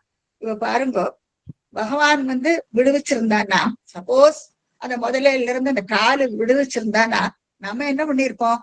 அதான் விட்டுதுரா சரின்னு ஓடிப்போம் இல்லையா? அந்த கஜேந்திரன் பாட்டுக்கு எங்கேயாவது போயிருக்கோம். ஆனா கஜேந்திரன் என்ன சொல்றா, நான் அந்த முதலையனுடைய பிடியிலிருந்து விடுபட நான் விரும்பலை. நான் விடுபடுறது என்னன்னா அஞ்ஞானத்திலிருந்து நான் விடுபடணும். நம்ம இப்படி கேட்போமா? அப்ப அந்த அளவுக்கு அபியாசம் பண்ணினாதான் நமக்கு அப்படி ஒரு கேள்விய, அப்படி ஒரு ஸ்தோத்திரத்தை பகவான் கிட்ட சொல்ல முடியும் நமக்கு. அதான் பூர்வாபியஸ்தம்ங்கிறார். முன்னையே நான் வந்து அந்த அபியாசம் பண்ணி இருக்கிறதுனாலதான் அவருக்கு அப்படி கேட்க முடியல. எனக்கு இந்த அஞ்ஞானத்திலிருந்துதான் எனக்கு மோட்சம் கிடைக்கணும்.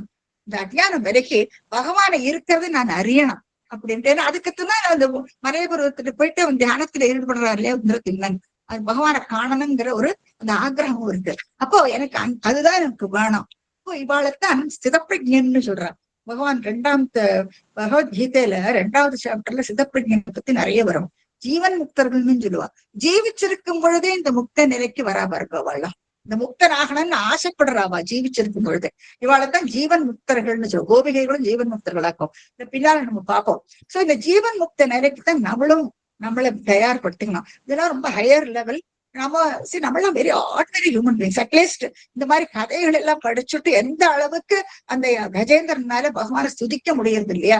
அப்ப அதைதான் நம்ம அப்ரிஷியேட் பண்ணணும். அதுல இருந்து என்னவாக்கு உண்மைங்கிறது நம்ம தெரிஞ்சுக்கணும். இப்ப வந்து ஆர்த்தம்ங்கிறார். இந்த ஃபர்ஸ்ட் முதல் ஸ்லோகம் பார்க்கும்போது ஆர்த்தி வியக்தாங்கிறார். இது வந்து பகவான் வந்து அர்ஜுனுக்கு சொல்றாரு. அந்த 4 விதமான பக்திகள் உண்டா பகவத்கீதையில பாருங்க.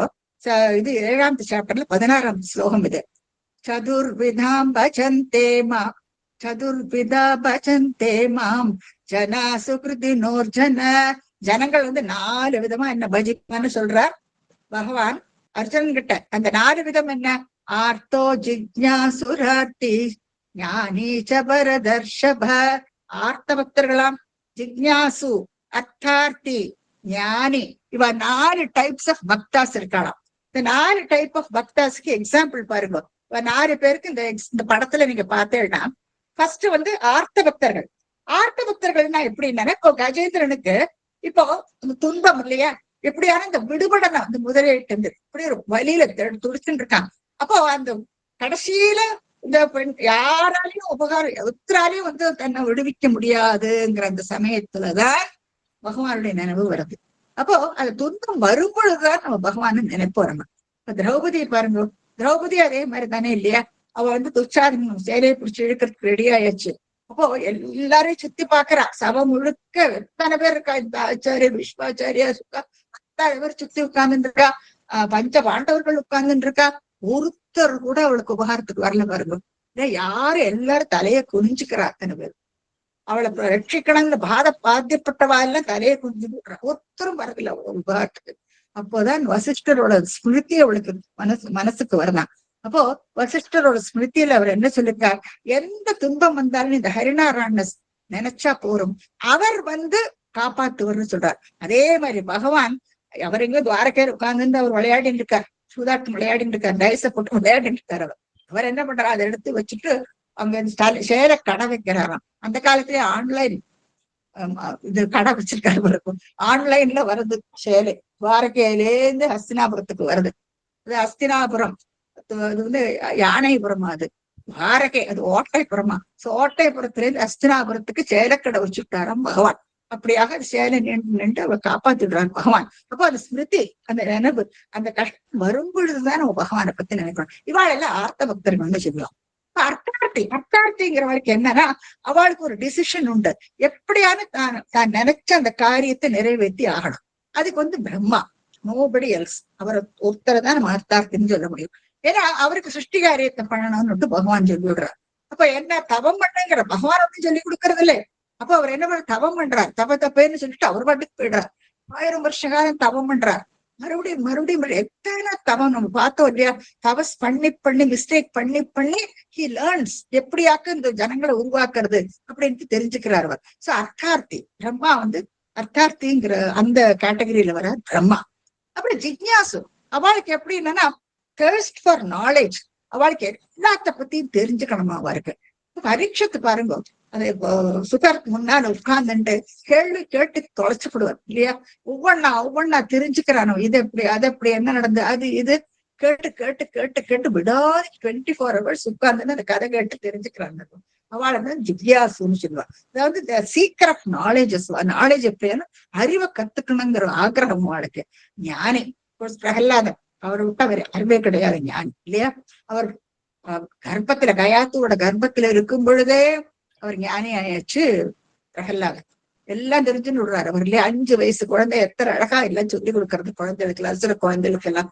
சோ அப்படியாக ஞானிக்கு எக்ஸாம்பிள் பிரகலாதன். சோ இதுதான் சதுர்விதம்ன்ற 4 விதத்துல என்ன பஜிப்பா. இந்த 4 விதத்துல கஜேந்திரன் ஆர்த்தி வியக்தர். ஆர்த்தி வியக்த பிரார்த்தன ஞான பக்தி துண்டோ ஷிப்தை புண்டரீகை சமர்ச்சன் பூர்வாபியஸ்தம் நிர்விசேஷாத்மனிஷ்டம் ஸ்தோத்திர சிரேஷ்டம் சோன்வகாதி பராப்பன்னு சொல்றாரு இந்த ஸ்லோகி ஸ்ரீமன் பட்டத்திரி. அப்படியாக நிர்குண பிரம்மத்தை பத்திய ஸ்லோகம், என்னுடைய விசேஷங்கள் எல்லாம் பார்க்கணும். பின்னால நீங்களும் படிச்சு தெரிஞ்சுக்கணும். அப்போ கேட்கிறா எல்லாரும் இல்லையா, இவர் பாட்டுக்கு அந்த ஜலத்துல இருந்து அந்த தாமரப்பூ எடுத்து சமர்ச்சம் அரிச்சிட்டு ஸ்தோத்திரம் சொல்லிட்டு இருக்காரு அவர்.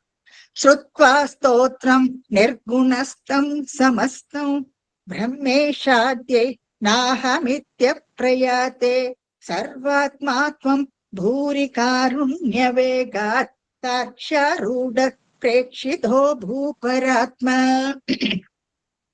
ஸ்ருத்வா கேட்டு இருக்கா எல்லாரும் இல்லையா, தேவாதிகள் எல்லாரும் கேட்டு இருக்கா. ஸ்ருத்வா ஸ்தோத்திரம், ஸ்தோத்திரத்தை கேட்டுட்டு நிர்குண ஸ்தோத்திரத்தை பத்தி கேட்டு இருக்கா. சமஸ்தம் அவர் சொல்றது எத்தனை ஸ்லோகங்கள் வரிசையா சொல்லிட்டு வர்றாரு, எல்லாத்தையும் எல்லாரும் சுத்தி நின்று கேட்டு இருக்கா. அப்போ பிரம்மா ஆதி பிரம்ம மற்றவா தேவாதிகள் எல்லாருமே ந அகம் இது என்ன பத்தி ஸ்தோத்திரம் அல்ல. அவளை பத்தி ஸ்தோத்திரம்னா அவ உடனே ஓடி வந்திருப்பா. ஆனா அவ பார்த்து நிர்குண பிரம்மத்தை பத்தி, இவாழ சகுண பிரம்மங்கள் இல்லையா, பிரம்மா சிவன் இவாழ சகுண பிரம்மங்கள். அப்போ சகுண இது என்ன பத்தி ஸ்தோத்திரம் அல்ல. இப்ப உங்களுக்கு தெரிஞ்சிருக்கும் இந்த ஸ்லோகத்தினோட அர்த்தத்துல இருந்து அது நிர்குண பிரம்மத்தை பற்றி ஸ்தோத்திரமாக்கும் அதெல்லாம். சோ பிரம்மே ஷாத்யேஹி ந அகம் இது பிரயாத்தை அப்பிரயாத்தை. அவ யாருமே வரதில்லை, எல்லாரும் ஒதுங்கி விடுறான். இது என்ன பத்தி ஸ்தோத்திரம் இல்லைன்னுட்டு யாருமே வரதில்லை. இப்போ பகவான் ஓடிண்டு வர்றார் பாருங்க. சர்வாத்மாத்வம் தாங்கள் தானே, சர்வாத்மன் தாங்களே, பரமாத்மா பகவான். பட்டத்திரி குருவாயூரப்பன் பார்த்து சொல்றார், சர்வாத்மாத்வம் பூரி காருண்ய வேகாத் சாக்ஷாரூட பிரேக்ஷிதோ பூபுரஸ்தாத். சாக்ஷாரூட அவரை முதல்ல கருடன் மேல ஏறி வராராம். சாக்ஷான கருடன், கருடன் மேல ஏறிண்டு சர்வாத்மா பரமாத்மா பூரி காருண்ய வேகார், அப்படி ஒரு கருணையோட பாவம் 1000 வருஷம் காலம் நான் தவிக்க விட்டாச்சு. அப்ப அந்த காருண்ய வேகாத்து சாட்சியா ரூட அது மேல ஏறிண்டு பிரேட்சிதோ பூ பூரஸ்தானம் கருடன் கீழே குதிச்சுண்டு ஓடிக்கிண்டு வராரா. கஜேந்திரன் பார்த்துட்டு அவரோட அந்த கையில தும்பிக்கையில அந்த பூ இருக்கு, அந்த பூவை அப்படி கையால வாங்கிக்கிறார். வந்து எப்பவும் சொல்லுவா, பகவான் கையில இருக்கிற கையில இருக்கிற அந்த தாமரைப்பூ கஜேந்திரன் கொடுத்துதான் அவருக்கு அப்படின்னு சொல்லுவார். சோ அப்படியாக பகவான் வந்து ஓடிட்டு வராராம். இத வந்து சுகபிரம்மம் என்ன சொல்றாரு தெரியுமோ, சுகாச்சாரியார் மற்றது எல்லாரும் கூடி இருக்கா இல்லையா, அவாட்ட சொல்றார். பாகவதத்துல இந்த ஸ்லோகம் வருது 8வது அத்தியாயத்துல 8வது ஸ்கந்தத்துல 3வது அத்தியாயத்துல 32வது ஸ்லோகம் பாருங்க, பாத்துக்கோ. நான் போடலை, நீங்க மார்க் பண்ணிக்கலாம். ஒரு லைன் உங்க எல்லாருக்குமே நன்னா தெரியும். உருபலேன கிரஹீத ஆர்த்தோ திருஷ்ட்வா கருத்மதி ஹரிம் கௌவாப்த சக்ரம் உட்சிப்த சாம்புஜகரம் கிரமாக கிருச்சான் நாராயணா அகில குரோ பகவன் நமஸ்தே. சுகர் சொல்றாராம் எல்லார்கிட்டையும். சோன்ச அந்த சரஸ்னா அந்த ஜலத்துக்கு உள்ள இருந்து அந்த கஜேந்திரன் உருபலேன கிரகித்த, இந்த உருபலேன அந்த முதலே இருக்கு இல்லையா, அண்ணா பலமா அதனோட காலை பிடிச்சுட்டு இருக்கான். கிரகீத்தன காலை பிடிச்சுட்டு இருக்கு. ஆர்த்தக அப்படி ஒரு துன்பம், வலியில பிராணம் போயிட்டு இருக்கான் அந்த கஜேந்திரனுக்கு. அப்போ திருஷ்டுவா பாக்குறான், பகவான பாக்குறான் போ இல்லையா. கஜேந்திரன் பகவானுங்க மேலேந்து கருடாதிரூடராக ஓடிண்டு வரார் அவர். சோ திருஷ்டுவா கருத்மதி ஹரிநாராயணன் உபாத்த சக்கரம், இந்த சக்கரத்தை எடுத்துக்கிண்டு எப்படி ஓடிண்டு வராரு பாருங்க, அவருக்கு முன்னால வராரு அவர். அப்போ அவ்வளவு சந்தோஷமாயிடுதான் கஜேந்திரனுக்கு. ஏன்னா ஸ்துதி பண்ணிருக்காரு இல்லையா, அந்த நிர்குண பிரம்மத்தை பத்தி ஸ்துதி பண்ணின உடனே பகவான் ஓடிண்டு வந்தாச்சு முன்னால. அதுதான் சொல்றாரு சுகர் சொல்றார். திருஷ்டுவா கருத்மதி ஹரிம் உபாத்த சக்கரம், சக்கரத்தை எடுத்துன்னு வரார். உட்சிப்த உடனே அந்த தாமரப்பூ எடுக்கிறானா. உட்சிப்த சாம்புஜகரம் கிரமா உகிருச்சன் நாராயணா. கிரன வார்த்தையினால சொல்றாராம், வார்த்தையினால தன் வாய் வார்த்தையை விட்டு இந்த ஸ்லோகத்தை உச்சரிக்கிறதாம் அந்த கஜேந்திரன். கிரமாக கிருச்சன் நாராயணா அகில குரோ பகவன் நமஸ்தே அப்படின்னு சொல்லிட்டு அந்த தாமரைப்பூ பகவானுக்கு அர்ச்சனை பண்றானாம் கஜேந்திரன். இந்த ஸ்லோகம் உங்களுக்கு அந்த லாஸ்ட்ல உங்களுக்கு எல்லாருக்குமே ரொம்ப ஃபேவரா இருக்கும். இப்ப சுகர் எல்லார்ட்டையும் சொல்றாராம், பகவான பார்த்த க்ஷணத்துல அந்த துன்பம் எல்லாம் அவனுக்கு மறந்தே போயிடுறதான். அவனுக்கு எல்லாமே அந்த வலிக்கிற காலுக்கு மாட்டிக்கிட்டு உள்ள அதை பத்தி எல்லாம் மறந்தே போயிடும் அவனுக்கு. அப்படியே வாயில அந்த ஸ்தோத்திரம் வருதான். இதுதான் என்ன சொல்லுவான்னா, முக்கரணங்கள்னால பகவான் பூஜை பண்ண தொடங்கி விடுறான். முக்கரணங்கள், திரிகரணம். இந்த திரிகரணம் முக்கரணங்கள், அதாவது வாயில ஸ்தோத்திரம், கையால இந்த பூவை எடுத்து போடுறது, மனசால தியானம் இல்லையா, இந்த ஸ்தோத்திரம் பண்றது அப்படி வாயில அப்படி மடன்னு வருது. இப்போ மனசு காயேன வாச்சா மனசேந்திரியவா தரம் சொல்லிட்டு இருக்கோம் நம்ம. காயேன வாச்சா மனசு, காயம் வாக்கு மனசு, இதான் திரிகரண உபாசனை. முக்கரணங்கள்னாலே நம்ம பகவானுக்கு அர்ச்சனை பண்ணணும் தினமும். சோ இந்த முக்கரணங்கள்னாலையும் இந்த பூவை எடுத்து சமர்ப்பிக்கிறான் பகவானுக்கு. அந்த சமயத்துல அவ்வளவு சந்தோஷமா கஜேந்திரனுக்கு. நாராயணா அகில குரு பகவன் நமஸ்தே அப்படின்னு சொல்லிட்டு பகவானுக்கு அந்த பூவை கொடுக்கறானாம் கஜேந்திரன். அடுத்து என்ன சொல்றானா, ஹஸ்தீந்திரம் தம் ஹஸ்த பத்மேன திருத்வா சக்ரேண த்வம் நக்ரவர்யம் வ்யதாரி கந்தர்வேஸ்மின் முக்த சாபே ச ஹஸ்தி த்வத்சாரூப்யம் பிராப்யதே தீப்யதே ஸ்மாம். ஹஸ்தீந்திரம்ங்கிறார் கஜேந்திரம். சோ ஹஸ்தின கஜம், இந்திரன் இல்லையா. பேர்பட்ட அவனுக்கு எத்தனை அழகான இடத்துல அவன் பிறந்திருக்கான். ஹஸ்தீந்திரம் தம், அவனோட அதிர்ஷ்டத்தை பாருங்க. ஹஸ்தபத்மேன திருத்வா, தன்னுடைய கையினால அவர் பிடிக்கிறாராம் பகவான் அவனை. அவ்வளவு ஒரு பகவான் ஓடிண்டு வந்து இந்த அந்த பூவை வாங்கிக்கிறார் இல்லையா. அப்ப அந்த ஸ்பர்ஷம், அந்த ஸ்பர்ஷத்திலேயே அத்தனை சந்தோஷப்படுறான் கஜேந்திரன். சோ ஹஸ்தீந்திரம் தம் ஹஸ்தபத்மேன, தாமரை போன்ற அந்த கைகள்னால திருத்வா அதை பிடிச்சுக்கிறார். இங்க துருவனோட இதுல காரியத்துல என்ன பார்த்தோம்? அவர் வந்து சங்குனால அவருடைய கன்னத்தை வருடி கொடுக்குறாரு இல்லையா? ரொம்ப ஆதரவா அவருடைய சங்குனால எடுத்துக்க. ஏன்னா அந்த குழந்தைக்கு தெரிய மாட்டேங்கிறது, வாயில வார்த்தை வர மாட்டேங்கிறது. அப்போ அது தடவி கொடுத்த உடனே, சங்கு வேதமயமான ரூபம் இல்லையா சங்கு, அதை தடவி கொடுத்த உடனே அது கடன்னு அந்த துருவஸ்துதியை நம்ம பார்த்தோம். துருவன் வந்து ஸ்தோத்திரம் சொல்லி பகவானை அர்ச்சிக்க தொடங்கி விடாரு. அந்த மாதிரி இங்க வந்து கஜேந்திர ஸ்துதியை கேட்டுட்டு அந்த பகவான் வந்து தன்னுடைய கையால அவனுக்கு ஸ்பர்சம், அந்த ஸ்பர்சத்தை அவனுக்கு மோட்சம் கிடைச்சுடும். பகவானுடைய ஸ்பர்சம் கிடைச்சாலே அவளுக்கு மோட்சம் தான். சோ பத்மேன திருத்வா, அப்புறம் அந்த சக்கரத்தை எடுக்கிறார் பாருங்க. சக்கரே நத்வம் நக்ரவரியம் வியதாரி. நக்ரவரியம் தானே முதல்ல அந்த கழுத்துல அந்த வாயிலோ கை காது மாட்டிக்கிட்டு இருக்கு. அப்போ அந்த கழுத்தை அப்படியே விட்டு விடுறாரு அவர். சக்கரே நத்வம் இந்த சக்கரம் வருது பாருங்க கீழே. நக்ரவரியம் வியதாரி கிழிச்சு விடுறாரு அப்படியே. தர்றன்னு ஒரு கிழி கிழிச்சு விடுறாரு. கிழிச்ச உடனே பாருங்க, கந்தர்வேஸ்மின் முக்த. கந்தர்வனுக்கு முதல்ல சாப விமோச்சனம் இல்லையா?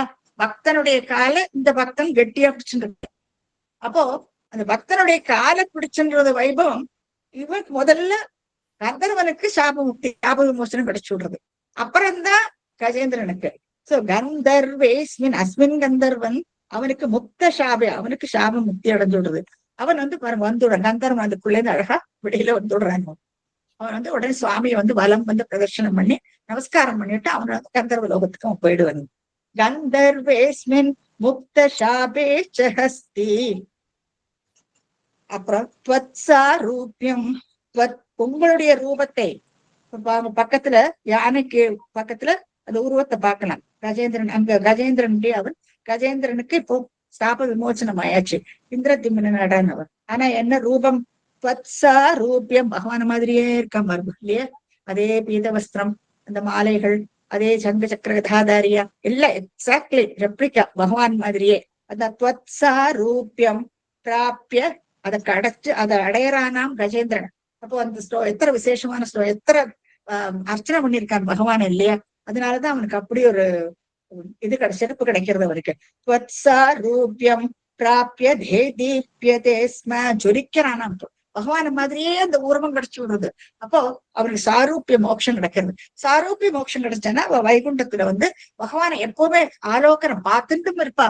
பகவானுக்கு அந்த ரூபத்திலேயே இருப்பா. அங்க சேவகம் பண்ணிட்டு பகவான் கிட்டே இருப்பா. அதுதான் சாரூபியத்துல 2 மடங்கும். சாலோகனம், ஆலோகம் பார்த்துட்டும் இருக்கலாம் பகவான, சாமீபியம் பகவான் பக்கத்திலயும் இருக்கலாம், பகவானுக்கு சேவையும் பண்ணிட்டு இருக்கலாம். சாயுச்சியம்ங்கிறது உச்சகஷ்டமான மோட்சம். அது பகவானோட 2 கலந்து வர்றது சாயுச்சியம். ஆனா இதுல வந்து வைகுண்டத்துல போய் இருப்பா, பகவான் கூட இருந்து பகவானுக்கு எல்லா உத்தாசம் அங்கேயே இருப்பாவா.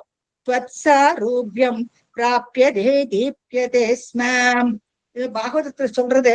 கஜேந்திரக பகவத் ஸ்பர்ஷாத்து, பகவானுடைய இந்த ஸ்பர்ஷத்தினால விமுக்தக அஜ்ஞான வந்தனாத்து, அஜ்ஞானத்திலிருந்து விடுபடுறானாம். அதுதான் இங்க அதை நீங்க முக்கியமா தெரிஞ்சுக்கணும்.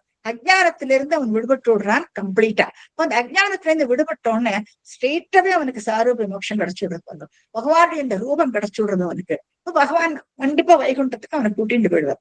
அப்போ அதனாலதான் இந்த ஸ்பர்ஷம் வந்து ரொம்பவுமே இம்பார்ட்டன்ட். அந்த தொடராரு இல்லையா அவனை, அந்த தொடரத்திலேயே அவனுக்கு வந்து மோட்சம் கிடைச்சு விடுறது கஜேந்திரனுக்கு. அப்படியாக கடைசியால என்ன சொல்றாருன்னா, கடைசின்னு அந்த ஸ்லோகம் ரொம்பவுமே முக்கியமானது. ஏதத் பிருத்தம் த்வாம் ச மாம் ச பிரகேயோ காயேத் சோயம் பூயசே ஸ்ரேயசே ஸ்யாத் இத்யுக்வைனம் தேன சார்த்தம் கதஸ்த்வம் திஷ்ணும் விஷ்ணு பாஹி வாதாலயேஷ. பகவான் என்ன சொல்றாரு? இப்போ 2 பேருக்கும் சாப விமோசனம் ஆயாச்சு இல்லையா? ஒரு சக்கரத்துல விட்டு கந்தர்வனுக்கு விமோசனம், அவரும் போயிடுறான், இந்த லோகத்துக்கு போயிடுறான். இவருக்கு சாரூபிய மோட்சம் கிடைச்சாச்சு. இப்போ பகவான் என்ன சொல்றாரு இங்க என்னன்னா, ஏதத் விருத்தம், இந்த விருத்தத்தை, இந்த கதைய, ஏதத் விருத்தம் துவாம், அதாவது உன்னுடைய இந்த கதை, கஜேந்திரனை பார்த்து சொல்றார், உன்னுடைய இந்த கதையும் மாம், என்னுடையதையும். பகவானுக்கு எத்தனையோ அவதாரங்கள் என்னென்னமோ இருக்கு. பகவான் பண்ணி இந்த திரு விளையாடல்கள் தான் எக்கச்சக்கமா இருக்கு. இப்போ உன்னுடைய இந்த விருத்தத்தையும் என்னுடைய விருத்தத்தையும், மாம் தன்னையும் சேர்த்துக்கிறார். ஸ்வயம் பகவானே சொல்றாரு இங்க. இந்த பலஸ்ருதி சொல்லுவா இத. அதாவது அந்த இந்த வந்து இந்த பலனை, இதனால என்ன பலன்கிறது ரொம்ப அழகா எடுத்து சொல்றாரு. ஏதத் விருத்தம் துவம் ச மாம் ச பிரகே யோகோ. யாரு காலங்கார்த்தால விடிகோரை சொல்றாங்க, விடிகோரை காலங்கார்த்தால யாரு சொல்றாளோ, ச பிரகே யோகோ காயே சோயம் ச அயம். இதை யாரு சொல்றாளோ, சொல்றது கேட்கறது என்ன வேணாலும் எல்லாமே அடங்கும். அதுல காயே சோயம் பூயசே ஸ்ரேயஸ், அவளுக்கு எல்லா ஸ்ரேயஸும் கிடைக்கும்னு சொல்றாரு. அதுதான் இந்த கஜேந்திர ஸ்துதியில இருக்கிற விசேஷம். இந்த கஜேந்திரனுடைய இந்த விருத்தம், கதையை கேட்டாலே ஸ்ரேயஸ் அப்படின்ட்டு. அதான் எல்லாம் இந்த புஸ்தகத்துல எல்லாம் வெளியிடுவா நிறைய. இது மட்டும் தனியா கஜேந்திர மோட்சம், அந்த ஸ்துதி, அந்த கதை எல்லாமே சின்ன சின்ன புக்லெட்ஸ் எல்லாம் காலத்துல எல்லாரும் படிப்பா. பெரியவாள்லாம் நிறைய படிச்சிருப்பாங்க. நம்ம எல்லாம் இதுல கவனிச்சிருக்க மாட்டோம். அந்த காலத்துல சொன்னாலும் கேட்க மாட்டோம். சொன்னா கேட்டாலும் இந்த இப்படி எல்லாம் ஒண்ணு இருக்குன்னு. அப்புறம் யாரு ரொம்ப சூக்கடாக்க படித்துட்டு இருந்தாலும் அவள் பக்கத்துல உட்காந்துன்னு சொல்லுவா. சோ இந்த மாதிரி நிறைய விசேஷங்களோட நான் சொல்றேன் அதை பத்தி இப்போ. அப்படியாக காயே சோயம் பூயசே ஸ்ரேயசே ஸ்யாத், இந்த இடத்துல நீங்க பார்க்கலாம். யாரெல்லாம் சொல்லலாம் அவளுக்கு எல்லா ஸ்ரேயஸும் கிடைக்கும். இது உக்துவா, இப்படி சொல்லிட்டு ஏனம் தேன சார்த்தம், தேன சார்த்தம், அதாவது அந்த கஜேந்திரன் கஜத்துக்கு அவள் கஜேந்திரனுக்கும் மோட்சம் ஆயாச்சுக்கோ. இப்ப இந்திரத்யும்னருக்கும் சாரூபிய மோட்சம். அப்போ இத்யுக்தேனம் தேன சார்த்தம், பகவான் கூட தேன சார்த்தம் கதஸ்துவம் போயிடுறான் பாருங்க கூட. சார்த்தம் கதஸ்துவம் திஷ்யம், திஷ்யம் பகவானுடைய வைகுண்ட பதம். அதான் திஷ்யம் விஷ்ணு பாஹி வாதாலயேஷ. பக்தர்கள் எப்படி தன் கூட அழைச்சிட்டு போயிடுறாரு பகவான். கஜேந்திரனுக்கு எத்தனை மோட்சம் கிடைச்சுடுறது பாருங்க. சோ அவளை கூட்டிட்டு அவர் வைகுண்டத்துக்கு போயிடுறாராம். இப்போ இந்த பகவானுடைய இந்த பலஸ்ருதி இருக்கு இல்லையா, அது ரொம்பவுமே இம்பார்ட்டன்ட். அதை நாங்க கொடுத்துருக்கோம். அதுக்குள்ள அர்த்தமும் நான் சொல்றேன்.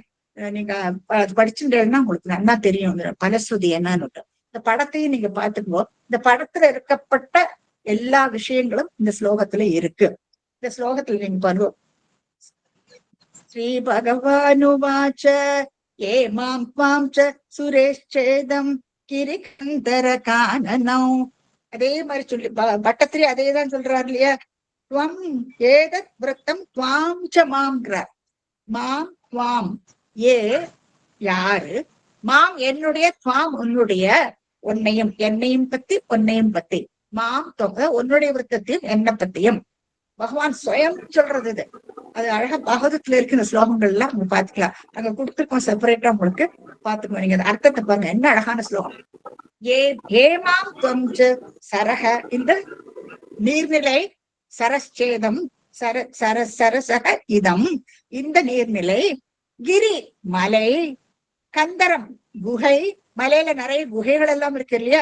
கிரி கந்தரம், கானனம் அடர்ந்த காடு இல்லையா. ஏ மாம் பாம் சரஸ்சேதம் கிரிகந்தர கானனம். வேத்திர அடுத்தது ஆட் பண்ணிக்கிறார். வேத்திர கீச்சகம் வேணு நாம் சுரபாதபான். வேத்திரம் தானே இந்த பகவான் கையில கிருஷ்ண அவதாரம் எடுக்கும் பொழுது பெரம்பு இருக்கும் கையில. இந்த இடுப்புல சொருகி வச்சுருப்பார் அவர்.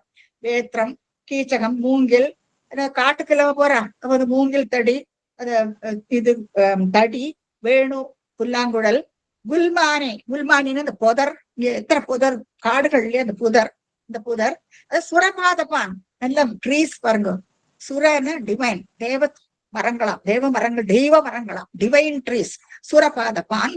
அதாவது இது எல்லாத்தையும் நம்ம ஸ்மரணம் பண்ணிக்கலாம், நினைச்சு பார்க்கணுமா கார்த்தால. அது கடைசியில வரும் பாருங்க. அப்ப இது பகவானே இது லிஸ்ட் பண்ணிட்டு போறார். ஏ மாம் பாம் ச சரஸ்சேதம் கிரிகந்தர கானகம் வேத்ர கீச்சக வேணு நாம் உல்மானி சுரபாதபான் ஸ்ருங்காணி மானி திஷ்ஞானி பிரம்மணோ மே சிவஸ்ய ச ஷீரோதம் மே பிரியம் தாம ஸ்வேதத்வீபம் ச பாஸ்வரம். ஸ்ருங்காணி மானி சிகரத்தினுடைய அந்த மலைகளுடைய சிகரங்கள், ஸ்ருங்காணி மானி திஷ்ஞானி பதங்கள், பிரம்மபதம் சத்தியலோகம், சிவபதம் கைலாசம், ஷீரோதம் ஷீர சமுத்திரம், பிரியந்தாமம் என்னுடைய வைகுண்ட பதம், பிரியந்தாமம் ஸ்வேத தீபத்துல இருக்கு, பாஸ்வரம் அந்த பிரகாசிக்கின்ற, இது எல்லாமே பிரம்மலோகம் சத்தியலோகம் கைலாசம் வைகுண்டலோகம், அப்புறம் அந்த ஷீர சமுத்திரம், இது எல்லாத்தையும் நினைச்சு பார்க்கணுமா. ஸ்ரீவத்சம் கௌஸ்துபம் மாலாம் கதாம் கௌமோதகி மம சுதர்சனம் பாஞ்சஜன்யம் சுவர்ணம் பதகேஸ்வரம். ஸ்ரீவத்சம், பகவானுக்கு ஸ்ரீவத்சம் தெரியும் உங்களுக்கு, கௌஸ்துவம் தெரியும், மாலை, கதை, கௌமோதகி, சுதர்சன சக்கரம், பாஞ்சஜன்யம், சுபர்ண பதகேஸ்வரம். புள்ளரசன் இல்லையா, பறவைகளுக்கெல்லாம் தலைவனாக்கும் பதகேந்திரன் கருடன். இந்த கருடனை பத்தி நம்ம நினைச்சுக்கணுமா. சுதர்சனம் பாஞ்சஜன்யம் சுபர்ண பதகேஸ்வரம் சேஷம் சமத்கலாம், என்னுடைய கலைகள் சூஷ்மமான கலைகள், மத்கலாம் சூஷ்மாம் ஸ்ரீயம் தேவீம் மதா ஸ்ரீயாம். மகாலட்சுமி ஸ்ரீயம் தேவீம் மதா ஸ்ரீ ஆச்சரிக்கிறோம் மகாலட்சுமி. பிரம்மாணம் நாரதம் ரிஷி, பிரம்மா நாரத ரிஷி, பவம் சிவபெருமான், பிரஹ்லாதமேவச்ச, பிரஹ்லாதனை சேர்த்துக்கிறார் அவர். மத்ஸ்ய கூர்ம வராஹாத்யை, அவருடைய அவதாரங்கள், மத்ஸ்ய கூர்ம வராஹாத்யை அவதாரை கிருதானிச்ச, இந்த அவதாரங்கள் எல்லாம் நாம் பண்ணினதெல்லாம் என்னெல்லாம், கர்மாணி அந்த புண்ணியானி, அந்த புண்ணியமான அந்த கர்மம் என்னெல்லாம் பண்ணிருக்கேனோ அது. சூரியம் சோமம் புதாசனம், சூரியன் சந்திரன் அக்னி, இதையும் நம்ம காத்தால வேளையில நினைச்சுக்கலாமா. பிரணவம் பிரணவம் பிரணவம் சத்தியம் அவ்யக்தம் கோவிப்ரான் தர்மம் அவ்யயம் தாக்ஷாயணி தர்ம பத்னி சோம கஷ்யபயோரபி. பிரணவம் ஓம் எனும் பிரணவம், சத்தியம் அவ்யக்தம் மாயை, பகவானுடைய மாயை, கோ பசு விப்ரான் பிராமணா, தர்மம் அவ்வியம் தர்ம நெறிகள், வேதத்துல எத்தனை சொல்லி இருக்கு தர்ம நெறிகள், தர்மம் அவ்வியம் அழிவில்லாத தர்மங்கள், தாக்ஷாயினி தக்ஷனுடைய புத்திரிகள், தாக்ஷாயினி அவள் தர்ம பத்னிகளா இருந்திருக்காளாம். சோமனுக்கும் சூரியனுக்கும் காஷ்யப மகரிஷி அவளுடைய தர்ம பத்னி, அவளை நினைச்சா கூட புண்ணியமா. கங்காம் சரஸ்வதீம் நந்தாம் காளிந்தீம் சிதவாரணாம் துருமம் பிரம்ம ரிஷீம் சப்த புண்ணிய ஸ்லோகாம் மானவா. கங்கை சரஸ்வதி அழகநந்தா காளிந்தி சிதாவாரணா எல்லாம் நீர்நிலைகள், துருவம் துருவன், பிரம்மம் பிரம்ம ரிஷிகள், சப்த ரிஷிகள், புண்ணிய ஸ்லோகாச்ச மானவான், இந்த புண்ணியமாக கருதப்பட்ட அந்த உயர்ந்த மனிதர்கள், இவாள் எல்லாரையும் எத்தனை லிஸ்ட் பண்ணிருக்காரு பகவான் ஸ்வயம் சொல்றது. இவா எல்லாரையுமே என்ன சொல்றார், உத்தாயா பரராத்திராந்தே, ராத்திராந்தே ராத்திரி முடிஞ்சு விடிகோரையில விடிகார்த்தால எழுந்திருக்கும் பொழுது, உத்தாய பரராத்திராந்தே பிரயதாசு சமாஹிதாக ஸ்வரந்தி மம ரூபாணி, என்னுடைய இந்த ரூபத்தை எல்லாம் ஞாபகப்படுத்திக்கோ. ஸ்வரந்தி மம ரூபாணி முச்சந்தே ஏன சோகிலாத், எல்லா பாவத்துல இருந்து நம்ம விடுபடுவோமா. சோ விடிகோரையில நம்ம இது எல்லாத்தையும் நினைச்சுக்கணுமா, நினைச்சு பார்த்துக்கணுமா. உன்னை பத்தி என்னை பத்தி எல்லாம் கஜ எல்லாம் என்ன வரிசையா லிஸ்ட் பண்ணிட்டு பகவான் சுயம் சொன்னது இது. இது எல்லாத்தையும் காலங்காத்தால எப்பவுமே நம்மளும் அதே மாதிரி அட்லீஸ்ட் இனிமையான தொடங்குறோம் இல்லையா.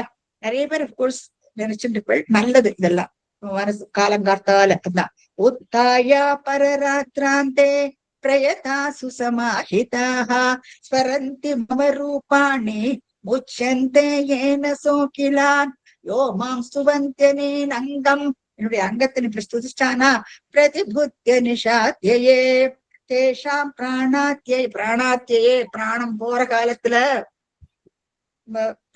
அந்த காலம் நம் கடைசி காலம் வந்தாச்சு, பிரயாண காலம் சொல்றோம் இல்லையா, அந்த சமயத்துல அகம் ததாமி விமலாம் மதிம், நல்ல புத்தி கொடுக்குறான் பகவான். போறதுக்கு புண்ணியம் கட்டிக்கணும்னு சொல்றா இல்லையா. ஐயோ அப்பா அம்மா ஐயோ ஐயோன்னு கதராமைக்கு பகவான் நாமத்தேன்னு வாயில சொல்லுவோம் அந்த சமயத்துல இல்லையா. பகவான் நாமத்தை சொன்னானா அந்த சமயத்துல நம்ம என்ன நினைச்சுக்கிறோமோ அது நமக்கு லபிக்கும்னுட்டு அர்ஜுனுக்கு சொல்றாரு இல்லையா பகவான். அப்போ என்னுடைய அங்கம் இது, அங்கத்துல இது எல்லாத்தையும் நினைச்சு பார்த்துக்கோ. பிரயாண காலத்துல நீங்க என்ன நினைச்சு பார்த்துக்கோ. அப்போ உங்களுக்கு கண்டிப்பா விமலாம் புத்தி, நல்ல புத்தி அறிவியல் நான் உங்களுக்கு கொடுப்பேன் அப்படின்னுட்டு பாகவத ஸ்லோகம் ஆகும். ரொம்ப அழகான ஒரு ஸ்லோகம். தினமும் நீங்க படிக்கலாம், கஜேந்திர ஸ்துதி படிக்கலாம், எதையும் நீங்க படிச்சு தெரிஞ்சுக்கலாம். அப்படியாக இந்த கஜேந்திர ஸ்துதியினுடைய மேன்மைகள்லாம் என்னன்னா ஃபர்ஸ்ட் நம்ம பார்க்கும்போது ஸ்பர்ஷம் இல்லையா. கஜேந்திரனுக்கு ஸ்பர்ஷம் கிடைக்கிறது, பகவானுடைய ஸ்பர்ஷம் கிடைக்கிறது அவ்வளவு உத்தமமாக்கும். புண்ணியம் பண்ணியிருக்கான், பகவானுடைய ஸ்பர்ஷம் அவனுக்கு கிடைக்கிறது. ரெண்டாவது ஸ்துதிக்கிறான் கஜேந்திர ஸ்துதி. இந்த ஸ்துதி ஒண்ணுதான் நிர்குண பிரம்மத்துடைய ஸ்துதி. நிர்குண பிரம்ம ஸ்துதி கஜேந்திரன் மட்டும்தான் சொன்னார். பாக்கி உள்ளவாருடைய ஸ்துதிகள் எல்லாம் சகுண பிரம்ம ஸ்துதிகளாகும். அதே நீங்க பிரகலாதன் சொல்றதெல்லாம் பகவான அவருடைய ரூபத்தை பார்த்துட்டு சகுண பிரம்மத்தை பார்த்து சொன்னது.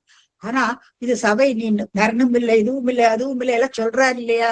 அப்புறம் என்ன எனக்கு நீ அஜ்ஞானத்திலிருந்து என்ன விளக்கணும். பகவானும் முன்னால இல்லை, ஆனா அந்த மனசுக்குள்ள எப்படி அந்த நினைவு வருது பாருங்க. அப்போ அந்த நிர்குண பிரம்ம உபாசனைங்கிறது இதுதான். அப்போ இது பட்டத்திலையும் கடைசியா 98 நிர்குண பிரம்மோபாசனையில வரும். இந்த எல்லா அர்த்தங்களும் அதுலயும் வரும். அந்த சமயத்துல என்னன்னு பார்ப்போம். சோ அப்படியாக நிர்குண பிரம்ம ஸ்தோத்திரம் அது ஒரு மகத்துவம் இங்க. அப்புறம் பகவான் ஸ்வயம் அந்த பரஸ்ருதியை சொல்லியிருக்காரு. தன் வாயினால சொல்லியிருக்காரு, அவர் தானே சொல்லியிருக்காரு பகவான். சோ அதுவும் ரொம்ப விசேஷமானது. அதான் நம்ம இப்ப பார்த்தோம். பகவான் சுயம் சொல்லியிருக்காரு, இது எல்லாம் நீ மனசுல ஸ்மரிக்கணும், எப்பவுமே இது மனசுக்குள்ள இதெல்லாம் உனக்கு இருக்கணுங்கிற. இதெல்லாம் ரொம்ப சிம்பிள் தானே இல்லையா? பகவானுடைய நாமங்கள், அவருடைய அவதாரங்கள் இதெல்லாம் நமக்கு மனசுல தோணாதா? அப்ப அந்த கெட்ட சொப்னங்கள் வராது, அதெல்லாம் நமக்கு விலகி போயிடுறது. ஏன்னா இதையே நம்ம நினைச்சுட்டு இருக்கோம் இல்லையா? அப்ப இந்த பகவானுடைய அங்கமும், அந்த கௌஸ்தவம், அந்த மணிமாலை, அந்த பகவானுடைய சங்க சக்கர கதம், அந்த பீத வஸ்திரம், இதெல்லாம் தான் நம்ம மனசுக்குள்ள ஓடிக்கிட்டே இருக்கக்கூடிய இந்த கெட்ட சொப்னங்கள் எல்லாம் நமக்கு வராது. சோ இப்படியாக நிறைய பலன் உண்டு பகவான் சொன்ன இந்த விசேஷமான இந்த கருத்துக்கள்ல இருந்து நம்ம தெரிஞ்சுக்கிறோம். சோ இதெல்லாம் தான் இந்த கஜேந்திர மோட்சத்தினுடைய முக்கியமான பாயிண்ட்ஸ்னு சொல்லலாம். எப்படி வேணாலும் நீங்க எடுத்துக்கலாம். சோ இதனுடைய முக்கியத்துவமே இதுதான். சோ இதுல இருந்து நமக்கு என்ன தெரியறதுன்னா, பகவான் மனுஷாளுக்கு மட்டும்தான் அவர் அனுகிரகம் பண்றார் அப்படிலாம் நம்ம நினைச்சுக்க கூடாது. மிருகங்களுக்கு கூட பக்தி பண்ற அந்த யாரெல்லாம் பகவான பக்தி பண்றாளோ அவளுக்கு எல்லாம் பகவானுடைய அனுகிரகம் பூர்த்தியாக கிடைக்குங்கிறது நம்ம தெரிஞ்சுக்கிறோம். சாந்திரானந்தாவபோதாத்மகம் அனுபமிதம் காலதேசாவதிப்யாம் நிர்முக்தம் நித்யமுக்தம் நிரமசத சஹஸ்ரேண நிர்பாஸ்யமானம் அஸ்பஷ்டம் திருஷ்டமாத்ரே புனருரு புருஷார்த்தாத்மகம் பிரம்மதத்வம் தத்தாவத் பாதி சாட்சாத் உபவனபுரே ஹந்த பாக்யம் ஜனானாம். ஸ்ரீ ஹரியே நமஹ. இங்க ஒரு விசேஷம் என்னன்னா, இங்க ரமாதான் முழுக்க முழுக்க அதை எடிட் பண்ணினா, முன்ன மங்களா கற்பகம் எல்லாருடைய கையும் இதுல கைவண்ணம் இதுல இருக்கு. அங்க இருந்து எடுத்துட்டு அதை ரொம்ப அழகா இம்ப்ரூவ் பண்ணி ரொம்ப அழகா கொண்டிருக்கா. ஒவ்வொரு பிக்சர்லயும் அந்த டீட்டெயில்ஸ் கொண்டு வந்திருக்கா ரமா. அதை மட்டும் கொண்டு வரல, கூட பிரசன்டேஷன் அவ இன்னைக்கு அவளேதான் பண்ணிருக்கா. இந்த பிரசன்டேஷன் பண்ணும் பொழுது உள்ள ரொம்ப கஷ்டமாக்கும் இந்த பிரசன்டேஷன் பண்றது. ஏன்னா அவளுக்கு கேட்டுண்டு அந்தந்த சமயத்துக்கு ஏத்த மாதிரி இந்த பிக்சரை ப்ரொஜெக்ட் பண்ணணும், அந்தந்த இடத்துக்கு ஏத்த மாதிரி அதை ப்ளோ அப் பண்ணணும், அதை காட்டணும். இது ரொம்ப கஷ்டம். காதால கேட்டுண்டு அந்த ரொம்ப தியானமா பண்ணணும். இது கூட ஒரு வகையான தியானம் தான், இது கூட பகவானுக்கு உள்ள ஒரு தியானம் தான். ஆனா ரொம்ப இஷ்டத்தோட பண்றா. நான் கூட சொல்லுவேன், எதுக்கு இவ்வளவு கஷ்டப்படாது, எதுக்கு இந்த போறன்னு சொன்னா கூட கேட்க மாட்டான். அந்த ஸ்லோகத்துல அதை இம்ப்ரூவ் பண்ணிட்டே இருக்கணும் அவளுக்கு. இதுல மேல மேல மேல மேல அந்த ஒரு பாயிண்ட் கூட விடாதிக்கு பார்த்து சேஞ்ச். அதாவது சேஞ்ச் பிக்சர்ஸ் நான் கொடுத்திருக்கேன். அதை எப்படி இம்ப்ரூவ் பண்ணியிருக்கான்ட்டு நீங்க ஜஸ்ட் இதோ ஒரு விளையாட்டா வச்சுக்கோங்க. நீங்க பாருங்க, அந்த பழைய படத்தையும் நான் கொடுத்திருக்கிறேன் முதல்லயும், அப்புறம் கீழே அது என்ன சேஞ்ச் பண்ணியிருக்கா, என்னத்தை கொண்டு வந்திருக்காங்கிறது பாருங்க. ரொம்ப ஆச்சரியமா இருக்கும். அவ்வளவு டீட்டெயில்ஸா அது உன்னிப்பா அதை பார்த்து அது அர்த்தத்தை புரிஞ்சுட்டு அதே மாதிரி பண்ணிருக்கா. So really God bless her. அது வாட் எவர் இட் இஸ், இந்த மாதிரி ஒரு தியானத்தோட பண்றதுங்கிறது ரொம்பவுமே கஷ்டமான. நான் சொல்றதை விட அவ பண்ணிருக்கிறதுனா இதுல ரொம்பவுமே முக்கியத்துவம். அந்த கஜேந்திர மோட்சம்ங்கிறதுனுடைய முக்கியத்துவத்தை பார்த்தோம். அதே மாதிரி இவளுடைய இந்த கான்ட்ரிபியூஷன்ஸ் இதுக்கு முன்னால எனக்கு இவ மங்களா, கற்பகம், பாக்யலட்சுமி ப்ரொஜெக்ட் பண்ணியிருக்கா. எல்லாம் கை கொடுத்து எனக்கு பண்ணிருக்கா. இன்னமும் நிறைய பேர் முன்னால வரணும். இது ஒரு பகவத் சங்கல்பமா எடுத்துக்கோ எல்லாரும். உங்களுடைய ஒரு கைவண்ணமா இருக்கட்டும், ஒரே ஒரு பிக்சர் நீங்க பண்ணி கொடுத்தா போறோம். அதுல அப்ப பண்ணும் பொழுதுதான் உங்களுக்கு அந்த ஈடுபாடு வரும். அப்பதான் உங்களுக்கு அந்த ஸ்லோகத்தினுடைய அர்த்தமும் புரியும். இப்ப வந்து இவ ரொம்ப தரவாயிட்டா அந்த ப்ரொஜெக்ட் பண்ணி இந்த எடிட் பண்ணி எல்லா ஸ்லோகத்துக்கும் அந்த உள்ளர்த்தம் வெளியர்த்தம் சூஷ்மான அர்த்தங்கள் எல்லாம் அவளுக்கு புரிஞ்சாச்சு. அதனாலதான் இவ்வளவு நல்லா பண்ண முடியறது, இவ்வளவு நல்லா ப்ரொஜெக்ட் பண்ணவும் முடியறது.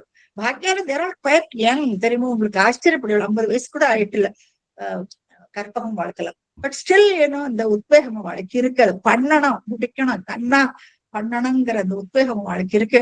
சோ அந்த மாதிரி இன்னமும் நிறைய பேர் முன்னுக்கு வந்து பண்ணினா அது ஒரு பகவத் கைங்கரியமா நீங்க நினைச்சுக்கோங்க. ரொம்ப சந்தோஷப்படுவோம் நாங்க எல்லாரும். சோ உங்களுடைய எல்லாருடைய cooperation till the end, it will go for another 1 year. 100 தசகம் நம்ம முடிக்கணும்.